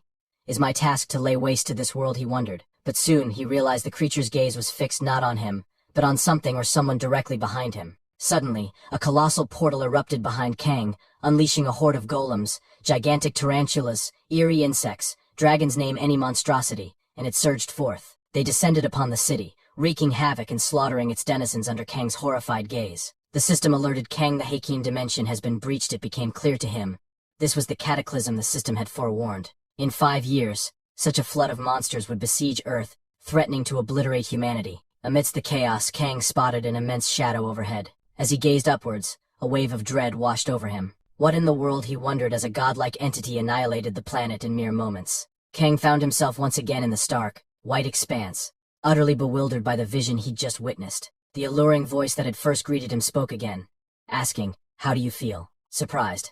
Ahead of him materialized a hologram of a celestial being, radiant and ethereal. "Are you a god?" Kang inquired. The figure laughed softly, replying, "No, I'm not a god. Think of me as a dimensional administrator. Those who reach stage 8 have the opportunity to meet me and pose any question." Now, with a grave demeanor, Kang asked about the catastrophic scenes he had witnessed. "Will Earth face this fate in 5 years? The celestial responded, "It depends on human actions. I have done all within my power to shield Earth from such a destiny. I am the creator of the tutorial, and the grantor of power," she continued. Puzzled, Kang questioned, "If you possess such power, why not prevent these disasters yourself?" With a chuckle and a hint of seduction in her voice, she explained, "I hail from another dimension. I cannot simply alter laws and rescue everyone. My role was to provide humanity a fighting chance." She then added, "Among all the players, Kang, you were the least skilled yet the most amusing. Your antics brought me great amusement." Kang, refocusing on the matter at hand, was about to inquire if she was responsible for the constant changes he endured. In the midst of discussing the theme of Stage 5, the angel interrupted with a chuckle, congratulating Kang on clearing Stage 8, and cryptically remarking that the tutorial was merely the beginning. Suddenly, Kang found himself levitating. He realized she had been toying with him. But before he could articulate his thoughts, the ground beneath him disappeared, and he plummeted downward.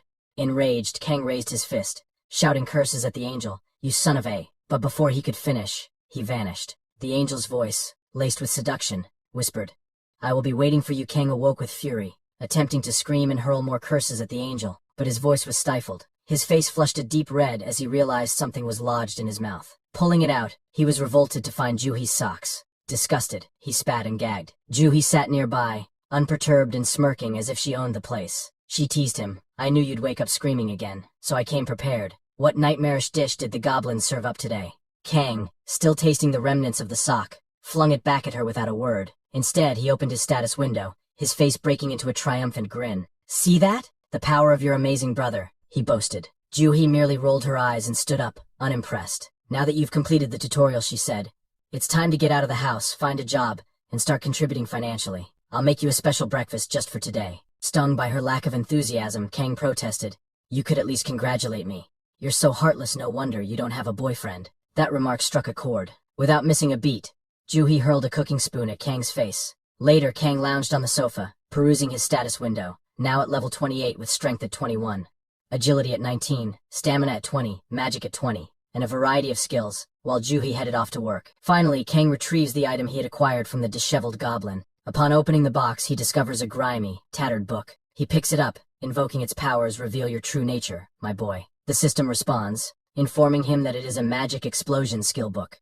This skill, once learned, would allow him to launch an orb of explosive magical energy. Kang gazes at the book with a solemn intensity before his expression shifts. Suddenly, he bursts into maniacal laughter, lifting the book triumphantly into the air, a clear sign of his fraying sanity. The system prompts him, asking if he wishes to acquire the skill. Without hesitation, Kang agrees. The book dissolves, its knowledge merging with his essence. Feeling empowered, Kang clenches his fist, a genuine smile spreading across his face for the first time in a while. Now he declares, "It's time to join the Awakener Association and take down some goblins." The scene then transitions to a contrasting setting. Ma Young, a newly appointed public servant and naive dreamer, walks with a Starbucks cup in hand.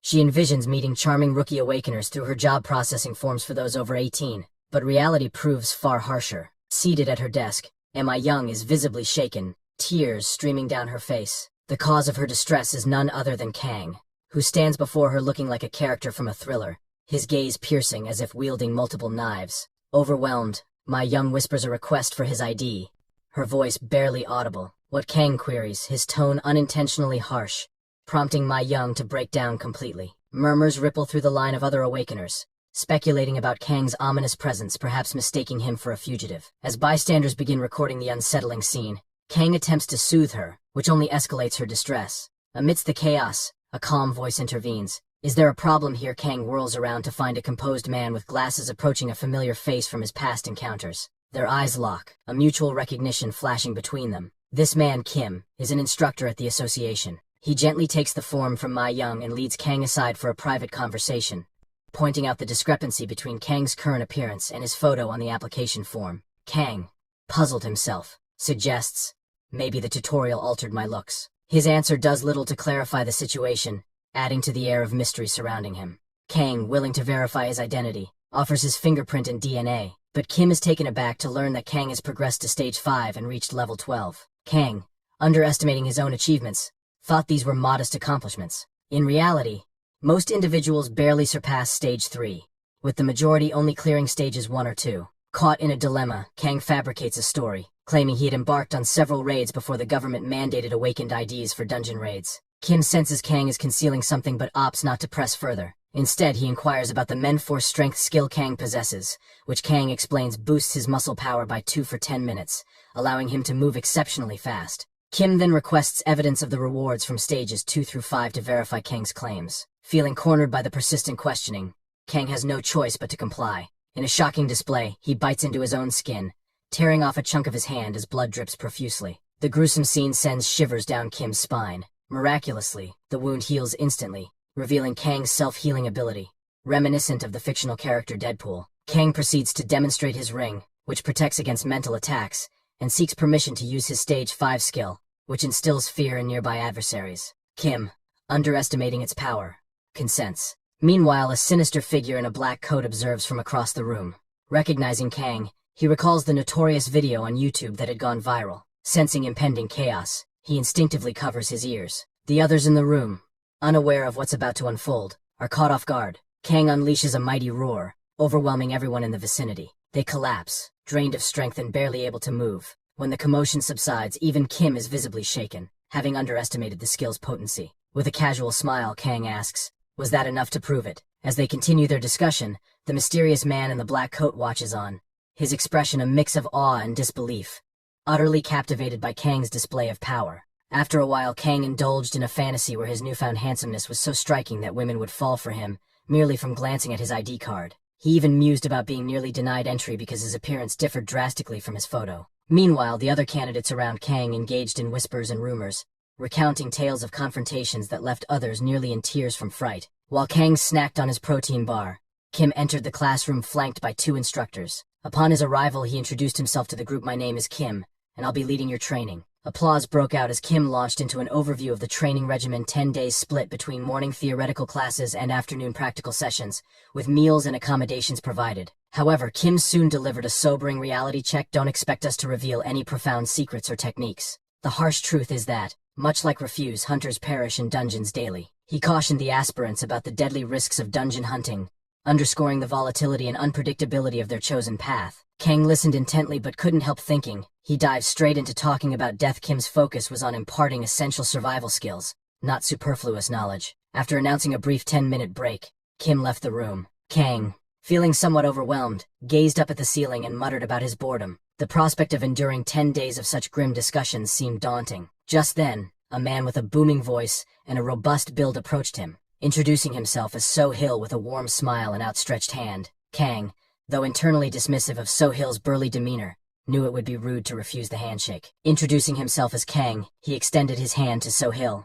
No sooner had their hands met than Sohill's smirk revealed his intentions. He tightened his grip, his muscles bulging as he said, "Please take care of me." With a sly grin, Sohill thought to himself that he needed to establish his dominance early, especially since Kang's loud outburst during the application process had nearly deafened him. However, to his astonishment, Kang remained unfazed by the forceful handshake, treating it as if he were clasping hands with a child. Kang quickly deduced Sohill's attempt to assert superiority. In the wild, there could be only one ruler, Kang mused, and he was not about to cede his position. Activating his latent giant's strength, he returned the pressure. Sohill, now gasping in agony, could scarcely believe he was being overpowered. Having invested all his attribute points into strength during the training, he had never encountered a rival of such formidable power in the newbie zone. The onlookers watched in stunned silence as Sohill's veins swelled alarmingly, and then, with a horrific pop, they burst. Blood sprayed wildly, turning the floor into a macabre pool. As Sohill's face blanched with shock, another trainee burst into maniacal laughter, his admiration for Kang morphing into outright fanaticism. He clapped enthusiastically, reveling in the spectacle as Sohil howled in pain.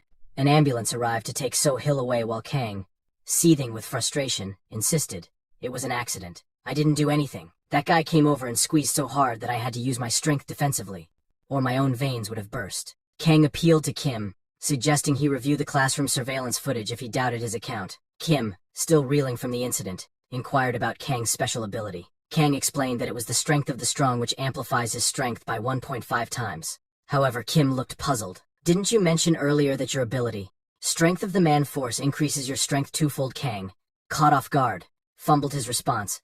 I'm not great with numbers. Might have mixed them up. Realizing Kang was concealing something, Kim sighed, recognizing that the altercation wasn't intentional. He decided to let it pass, advising Kang to return to class without further disruptions. Despite his anger, Kang resigned himself to his seat, thinking, why can't I just be left in peace? Just then, the same blonde young man from before approached him. Can I sit here? He asked. An irritated Kang muttered, sit wherever you want, but internally he groaned, first a musclehead, now a thug. The blonde introduced himself as Yosong, eagerly asking to call Kang elder brother. I admire you, Yosong confessed. Puzzled, Kang wondered why. Yosong explained that he had been a fan ever since watching Kang defeat an unsightly goblin on YouTube. And when I saw you handle that guy today, I knew you were the real deal. Kang thought to himself, this guy's not normal either. As he reiterated, it was just an accident. The echoes of the day's chaos lingered.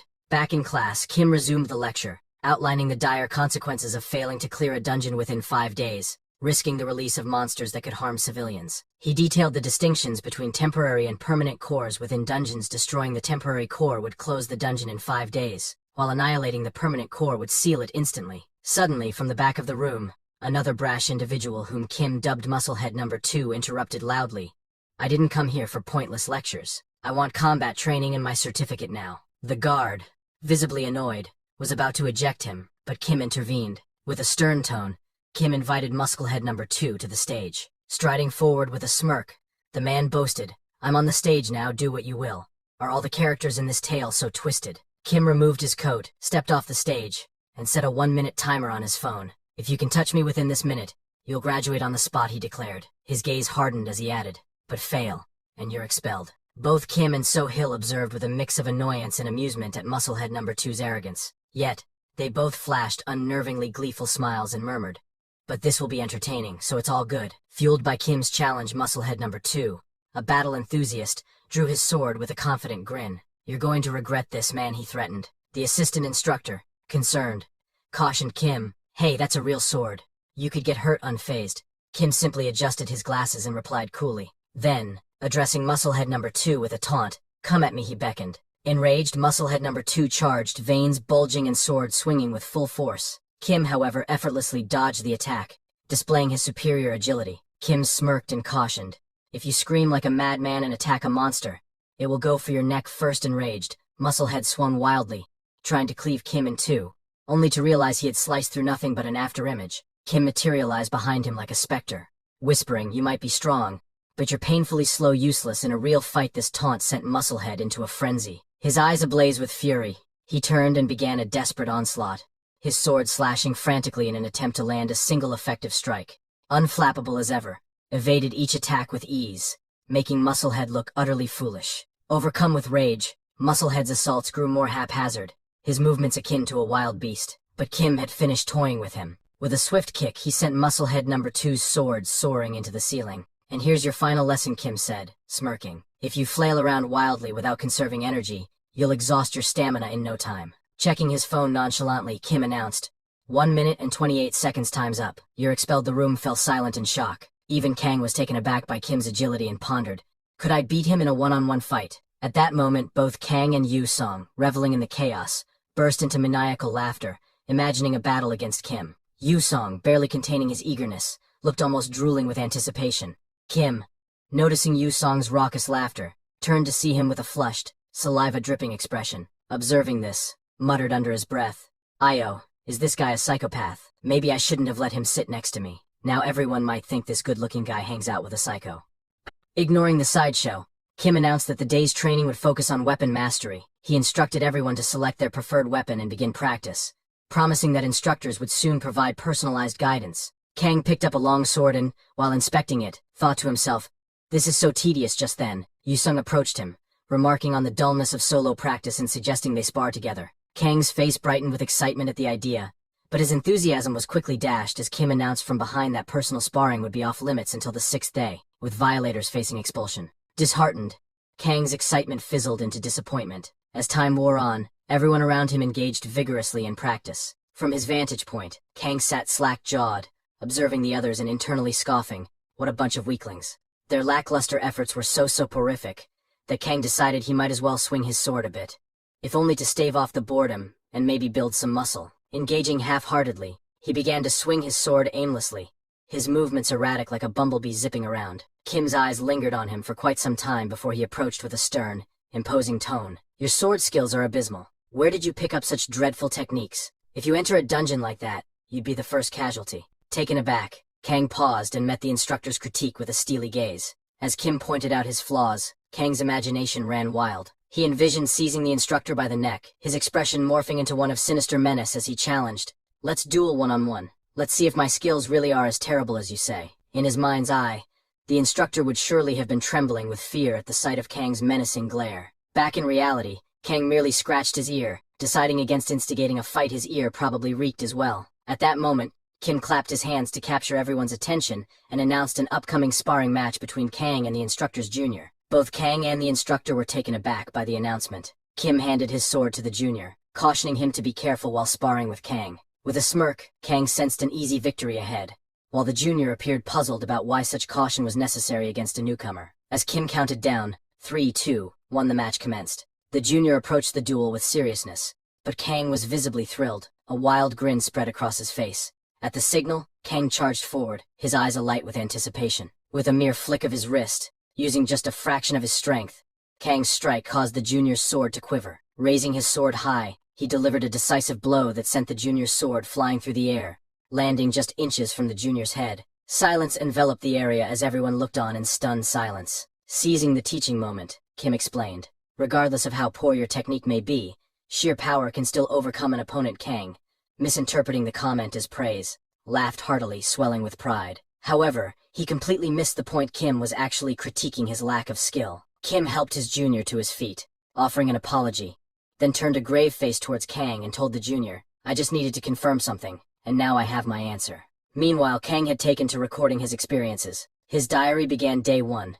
"A peculiar guy named Yu-song sat in front of me, clinging to me like a lost puppy. During training, an instructor challenged me, and I promptly put him in his place." Day 2 was entirely tedious. I spent the morning dozing off in the theory class, and by evening, after the incident with the instructor, no one dared to challenge me in the practical class. The instructors grew increasingly concerned about Yu-song as he began toying with his sword using his feet. On day 3, both Yu-song and I were disengaged during our classes, and since sparring was banned, we resorted to mock sparring, mimicking movements without actual sword clashes. By day 4, my boredom had peaked. I even sketched myself defeating a goblin in my diary. During the practical session, I whimsically picked up 2 swords and made them duel each other, leaving the instructor at a loss. Day 5 was the pinnacle of tedium. All I desired was to go home. That evening, during training, I lay sprawled out on the field, feigning meditation when questioned by the instructor. By day 6, my boredom felt lethal. I prodded Yu-song to stir up some excitement, half joking that they'd need to carry my body out if I spent another day in this mental asylum. However, Yu-song,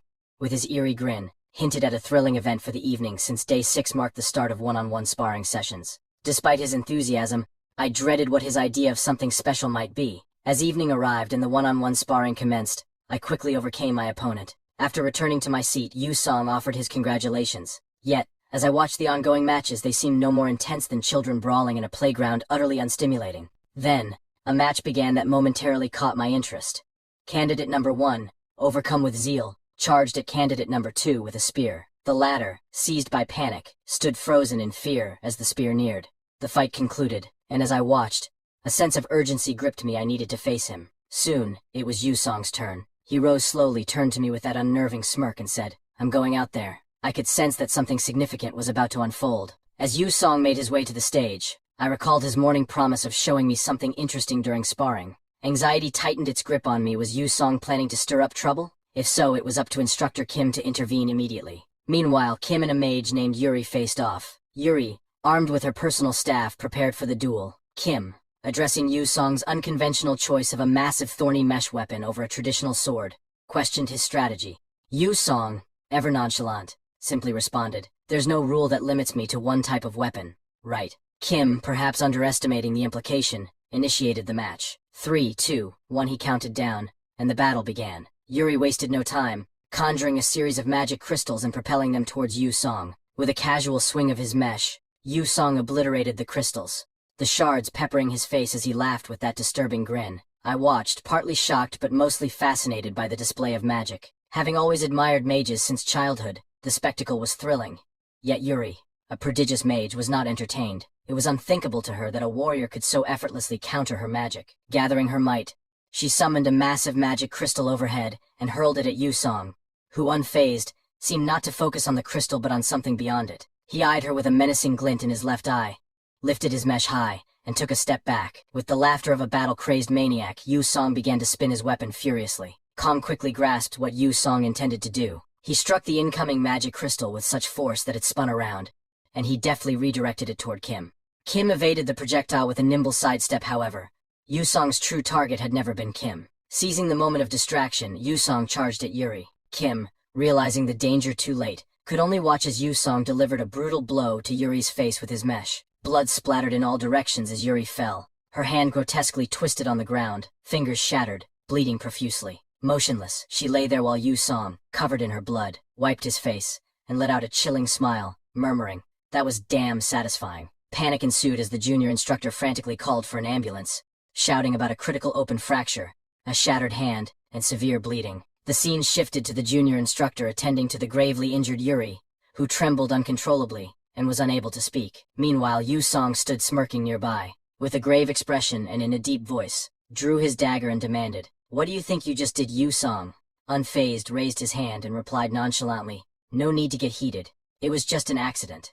Accidents happen. And since I didn't kill her, it's not a big deal, right?" Incensed, Kim yelled, "Do you really think I'm going to believe that nonsense?" Yu Song's mere blink in response only heightened Kim's disgust, prompting him to sigh in frustration and declare, "We're taking a 20-minute break." He then motioned for Yu Song to follow him to a corner. Amidst the turmoil, Kong's attention was drawn to Kim's dagger. He recognized it, the same type used by the stranger who had helped them defeat that repulsive goblin. Kang's suspicions were confirmed. Kim had indeed assisted during the goblin incident. As 2 more days rolled by, the monotony of the sparring sessions weighed heavily on him. Kang slumped in his seat, thoroughly disenchanted, while Yu Song, since the violent episode, had become a formidable presence in the ring, his opponents either collapsing from fear or yielding without a fight. By the 8th day, Kang's patience reached its breaking point. He burst into Kim's office, a gleam of anticipation in his eyes, and blurted out, "The training session ends in 2 days. Let's have a duel with real swords."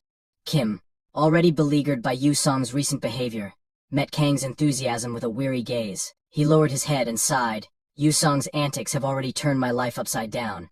Please, no more complications." Kang paused, then ventured, "I can tell you're tired of supervising these novices every day. Don't you crave a real challenge and a dramatic flair?" Kang materialized behind Kim and whispered, "We've met before, haven't we?" Soon after, they found themselves in the auditorium, swords in hand, prepared for a genuine duel. Kim expressed his gratitude to Kang.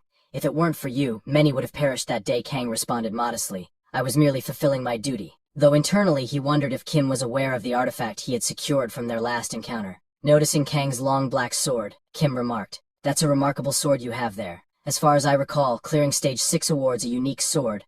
Right?" Kang, attempting to remain nonchalant, fibbed, "Yeah, I stumbled upon it on the road." Kim, skeptical, pulled out his dual daggers from his inventory and retorted with a wry smile, "These daggers? I found them on the road, too." With no further ado, he vanished in a blink, reappearing with incredible speed to launch a swift strike at Kang. Kang barely had time to turn around and block the attack. Kim chuckled and commented, "I thought you relied solely on strength, but your speed is quite impressive too." Kang grinned and replied, "I know you're not going all out. Since I have rapid recovery, feel free to come at me with everything you've got." Kim smirked and responded, "If that's the case, I won't hold back." He then vanished, moving so swiftly that Kang struggled to track him. Kim unleashed a flurry of strikes from every direction, his daggers nearly a blur. Meanwhile, Kang, with a disturbingly pleased smile and eyes glowing red, reveled in the challenge, exclaiming, "This is what I was missing." Despite Kim's relentless assault, Kang's wounds healed almost instantly, showcasing the formidable nature of his healing abilities. Realizing the extent of Kang's recovery power,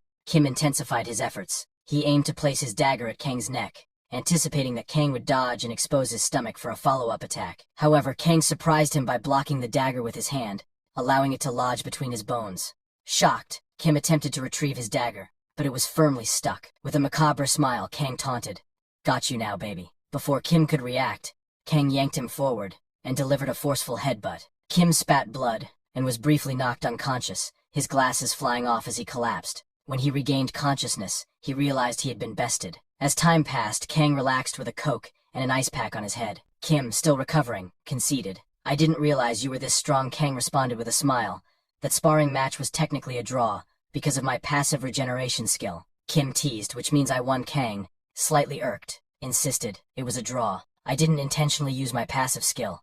They bickered playfully for a moment before Kim expressed his gratitude. "Thanks, Kang. I've been worn out from babysitting these kids for months. This was the most fun I've had in ages." He then advised Kang to rest up, reminding him that the next day was set for dungeon exploration. Meanwhile, outside the academy, a mysterious figure in a black hoodie lurked by the dungeon entrance, hinting at challenges yet to come. He glanced left and right, then slipped into the shadows as the door swung open. As it shut, it left behind nothing but the dark, foreboding entrance to the dungeon. Morning had broken, and everyone was assembled in front of a dungeon entrance. Kang stepped forward and briefed the group.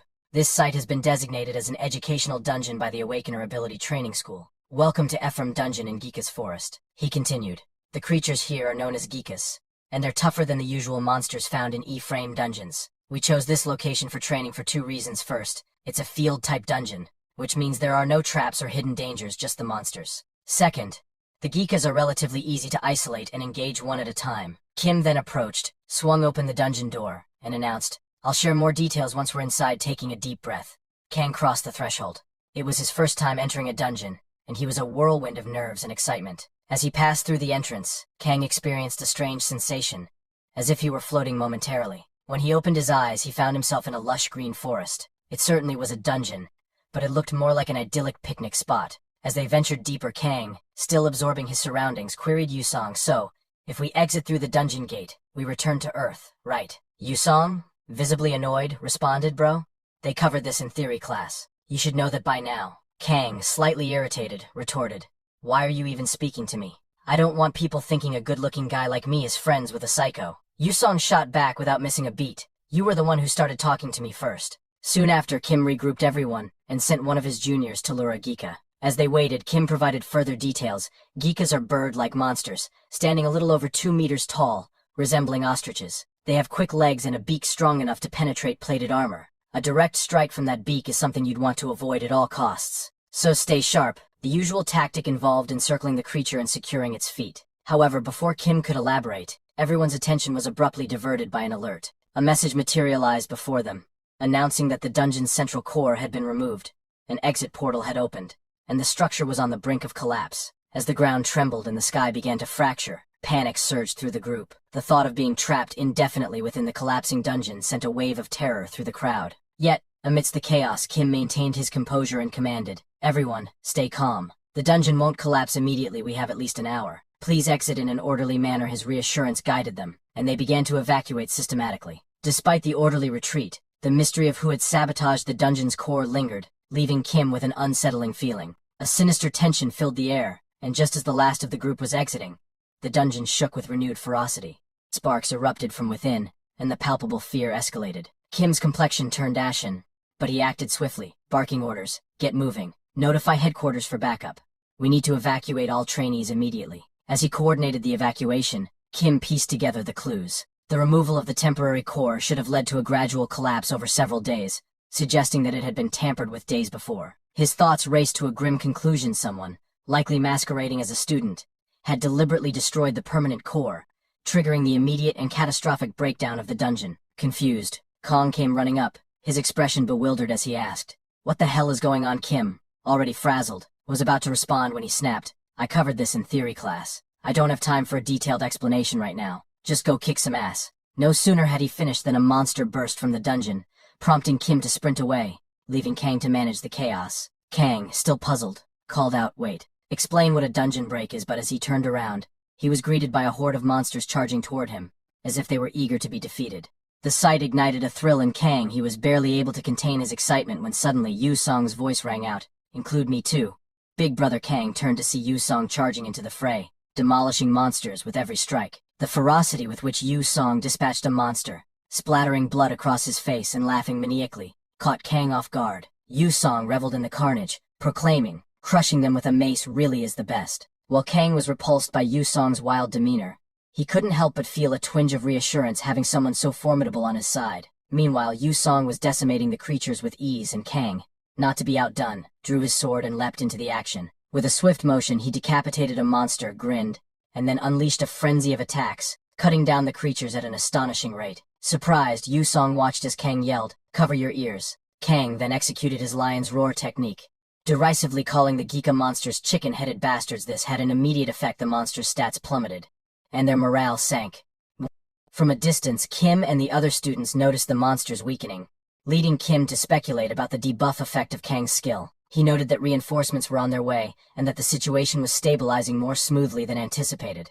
However, the battle took a turn when Kang attempted a magic explosion. Gathering swirling blue energy in his hand, he unleashed it, obliterating a monster's head but also severely injuring his own hand in the process. Kang marveled at the aftermath of his explosive skill, muttering, "What kind of messed up skill is this?" Fortunately, his self-healing capabilities quickly remedied any harm. Yu Song, still taken aback, queried, "Did you just use magic?" Kang, with a smirk, replied, "It's a skill I picked up some time ago." When Yu Song pressed whether it was from the tutorial, Kang kept it enigmatic, responding, "It's a secret." Their conversation was cut short as the ground trembled, heralding the arrival of a giant, formidable Geeka that towered over the others, a mutant boss monster. Kim, recognizing the gravity of the situation, especially since reinforcements hadn't yet arrived, knew they were in trouble. Handling minor creatures was one thing, confronting a boss of this magnitude was entirely another, particularly as it was a first for both Kang and Yu Song, at least for Yu Song. Upon seeing the massive Geeka, Yu Song momentarily froze,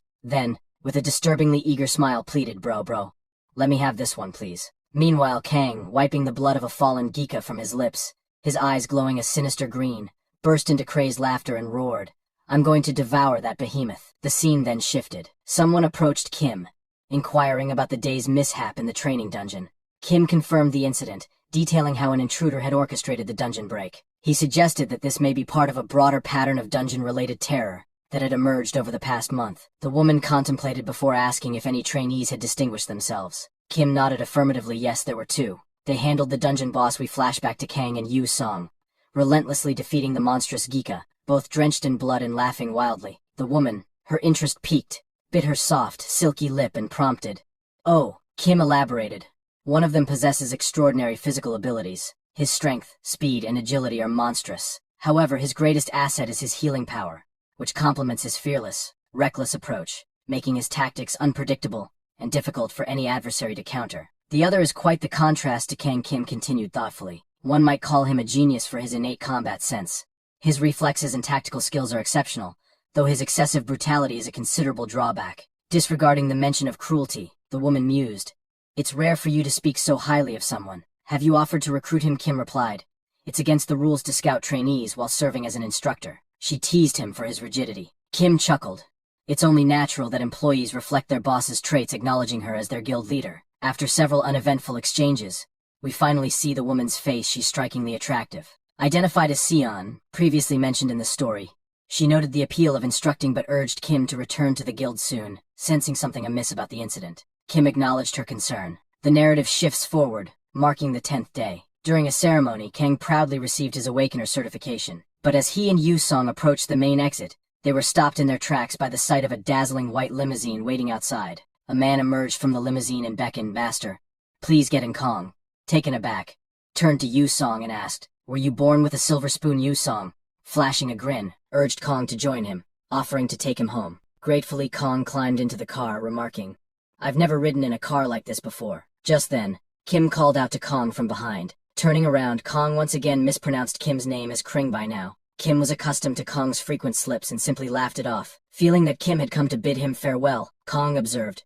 "You're surprisingly affectionate." Kim replied with a sigh, "It's not quite that, but sure, let's go with that." He then mentioned that the dungeon break incident from the previous day and the rewards would be shared between them. As Kim started to walk away, a flustered Kong called out, "Wait, is that all you have to say? Not even a word of thanks?" Kim paused, then affirmed, "I know you're strong, and you'll likely continue to grow stronger. We'll probably meet in a dungeon again before long. Just remember, now that you're an awakener, you have responsibilities that come with your powers. Later, Kang, sporting a serious expression yet foolishly sticking his new certification card to his forehead, asked Johai, "Do you see my potential?" Johai, preoccupied with watching recaps of Asura on her phone, responded sarcastically without looking up, "Yeah, it's really great and admirable." Feeling overly proud, Kang admonished her, "You should cut out the arrogance starting today because from tomorrow, I'm taking on every dungeon in this area." He then paused, pondering, "But how the heck am I supposed to find these dungeons? Can you look them up on a map?" Juhi smirked and informed him, "There's an app for that, called Radar Impressed." Kang called her a genius. Juhi, worried about Kang's recent behavior, couldn't help but think, Kang used to be somewhat of an underachiever but never this oblivious.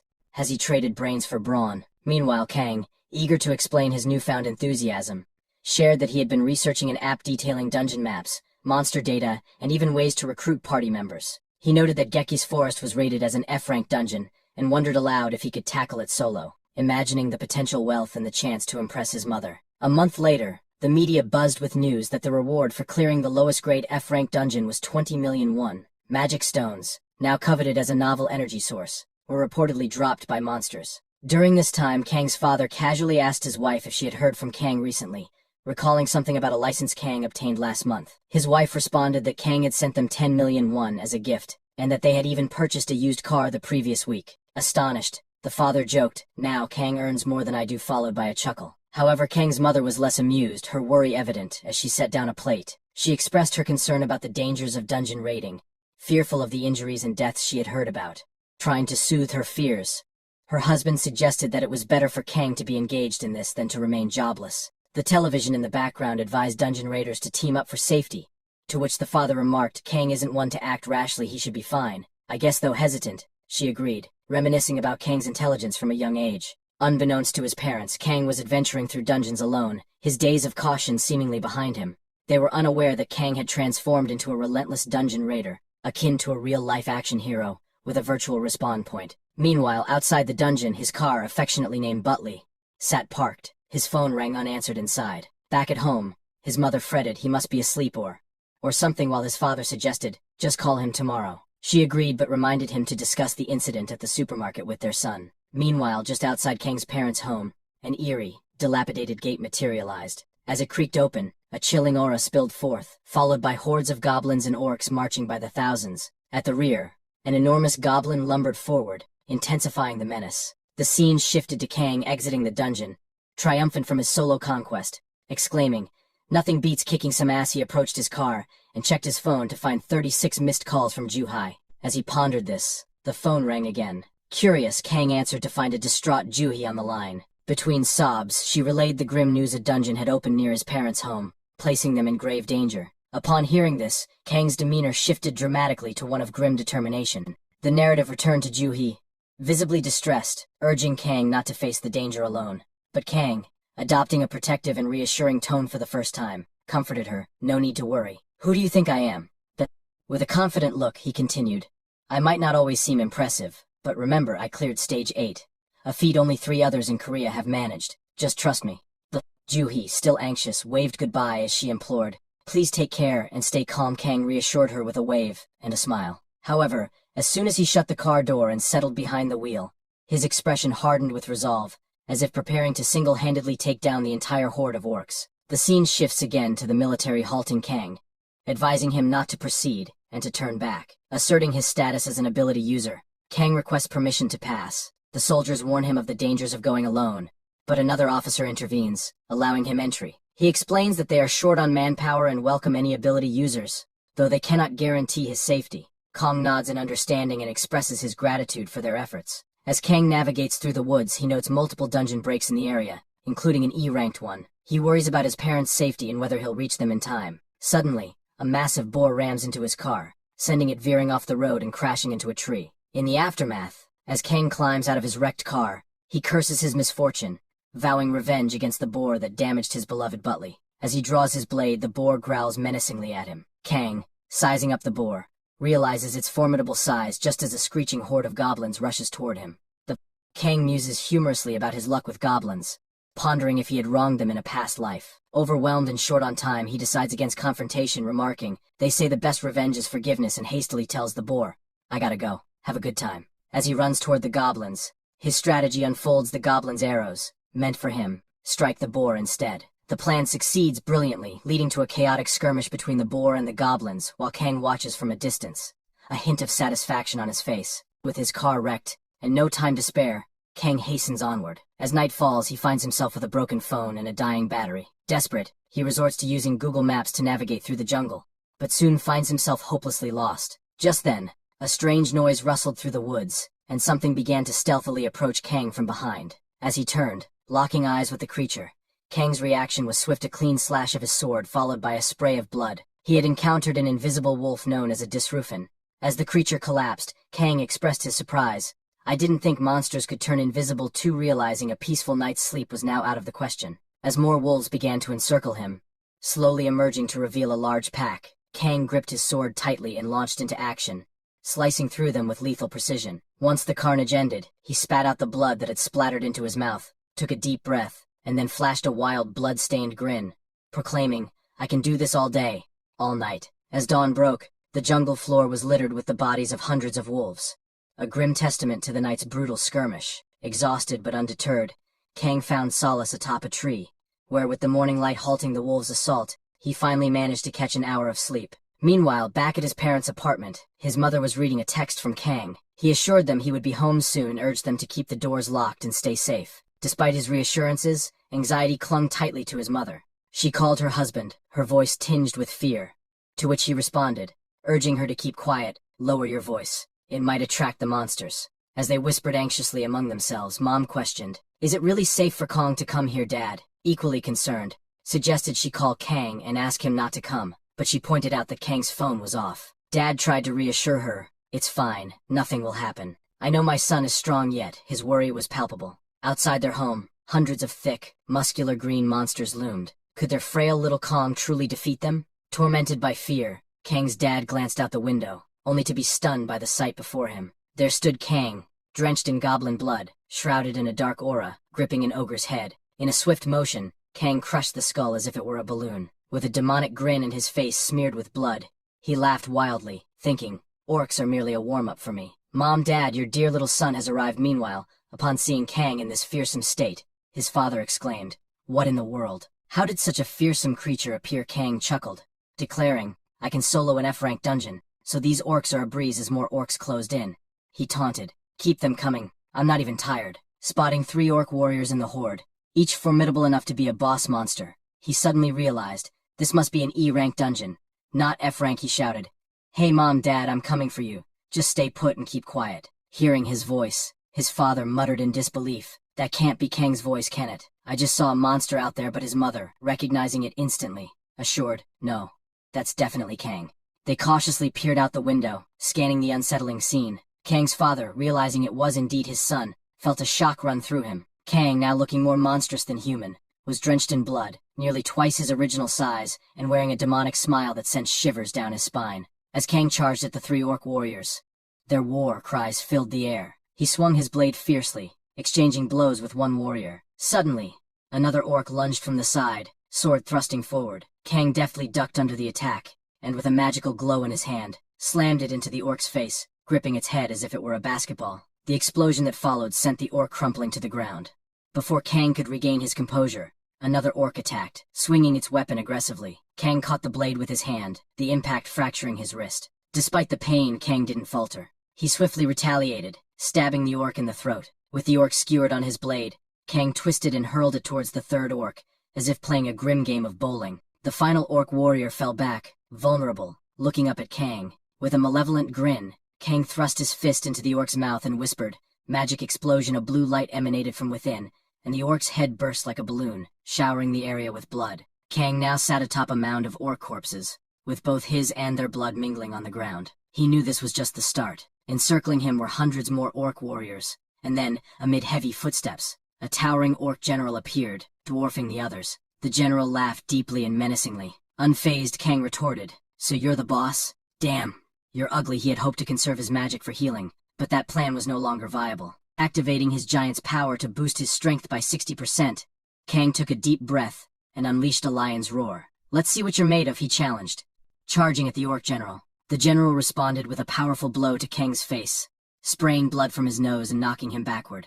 Kang collided with several orc warriors who flung him back towards their leader, as if he were a mere ragdoll. This bastard's playing with me, he realized, as he was battered and then kicked violently in the chest, sending him crashing to the ground. Struggling to his feet and clutching his blade, he thought, I can't back down, not with my family right behind me. The orc general, taken aback by Kang's fierce resolve even on the brink of death, watched him closely. Kang, filled with renewed determination, charged again, only to be halted by his mother's scream from afar. Turning, he saw orcs scaling up to their window. Panic surged through him. With his face bruised and one eye barely open, he unleashed his lion's roar and bellowed, Stay away from there, you bastards. I'll end you all if you dare. He sprinted towards his parents to protect them but was intercepted by the orcs, whom he fought off fiercely, severing their limbs and heads. As he made a dash forward, the orc general's massive hand clamped onto his head. Kang struggled helplessly as the general smashed his face into the ground, laughing maniacally with a triumphant grin. Bloodied and barely conscious, Kang whispered, I must protect my parents, reaching out a trembling hand, tears streaming down his face. His vision blurred, his body chilled, and he lost consciousness and died. Suddenly a flurry of attacks sliced the orc general into 4 pieces. It was none other than the heroine, who had just arrived.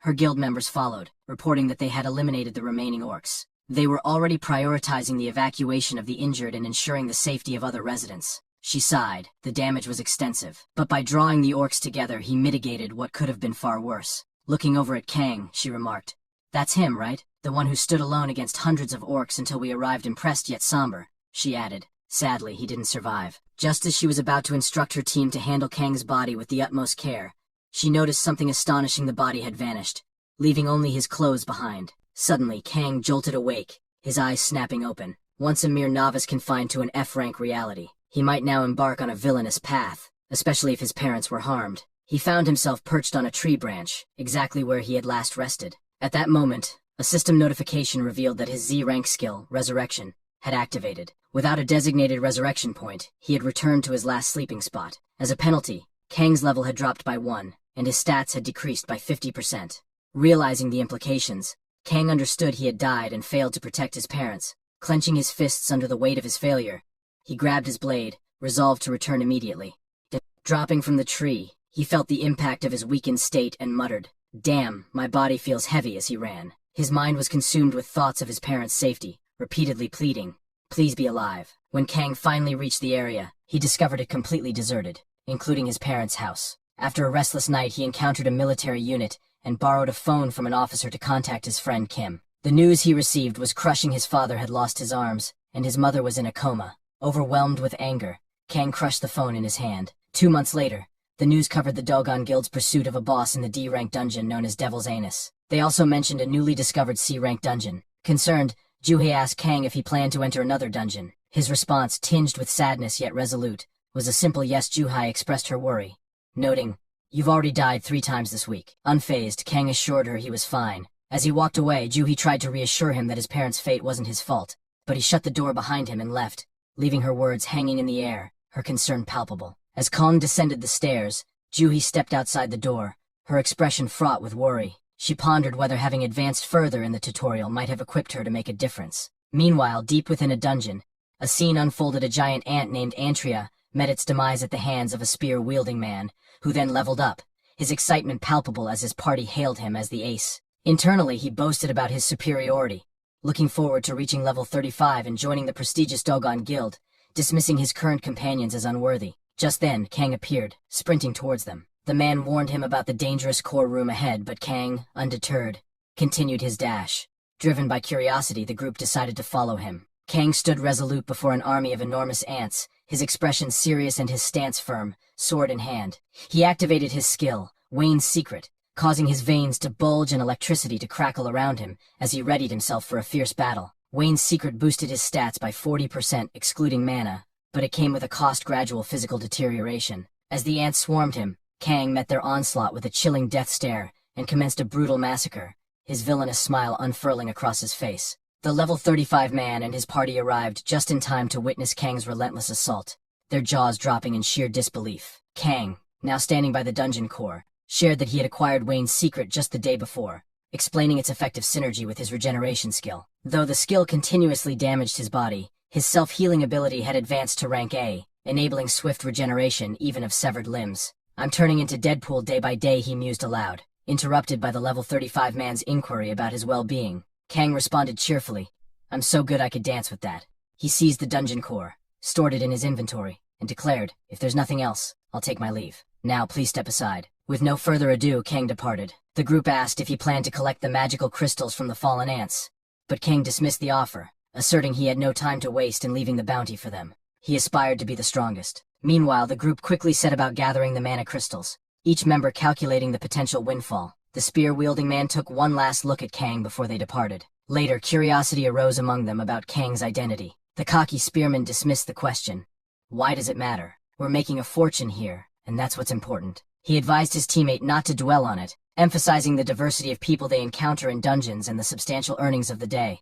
All thanks to Kang. One member speculated, could he be the one? The guy rumored to solo dungeons, the spearman scoffed. No way. That rumor's about someone clearing E-rank dungeons. Only just as he was about to dismiss the thought entirely, the ground trembled. Status windows popped up before them, announcing that the core had been removed and the portal to the outside was now open. Back in the boss room, amidst hundreds of slain General Ants, Kang sat atop the Queen Ant's corpse like a demon king, a sigh escaping him. He had acquired a new skill book named Antria's Outer Shell, which when activated would harden his skin. However, Kang noted that combining Wayne's secret with his regeneration skill was already taxing his mana to its limits. Using this new skill would deplete him entirely. He mused aloud, reinforcing a lesson to himself: using many skills doesn't make you skilled. Mastering a skill through repetition, using it 10,000 times, that's what makes it truly useful. Despite his new prowess, Kang harbored deep regrets about not being strong enough to save his parents. With a resolute vow, he declared, I will become the strongest man alive on Earth.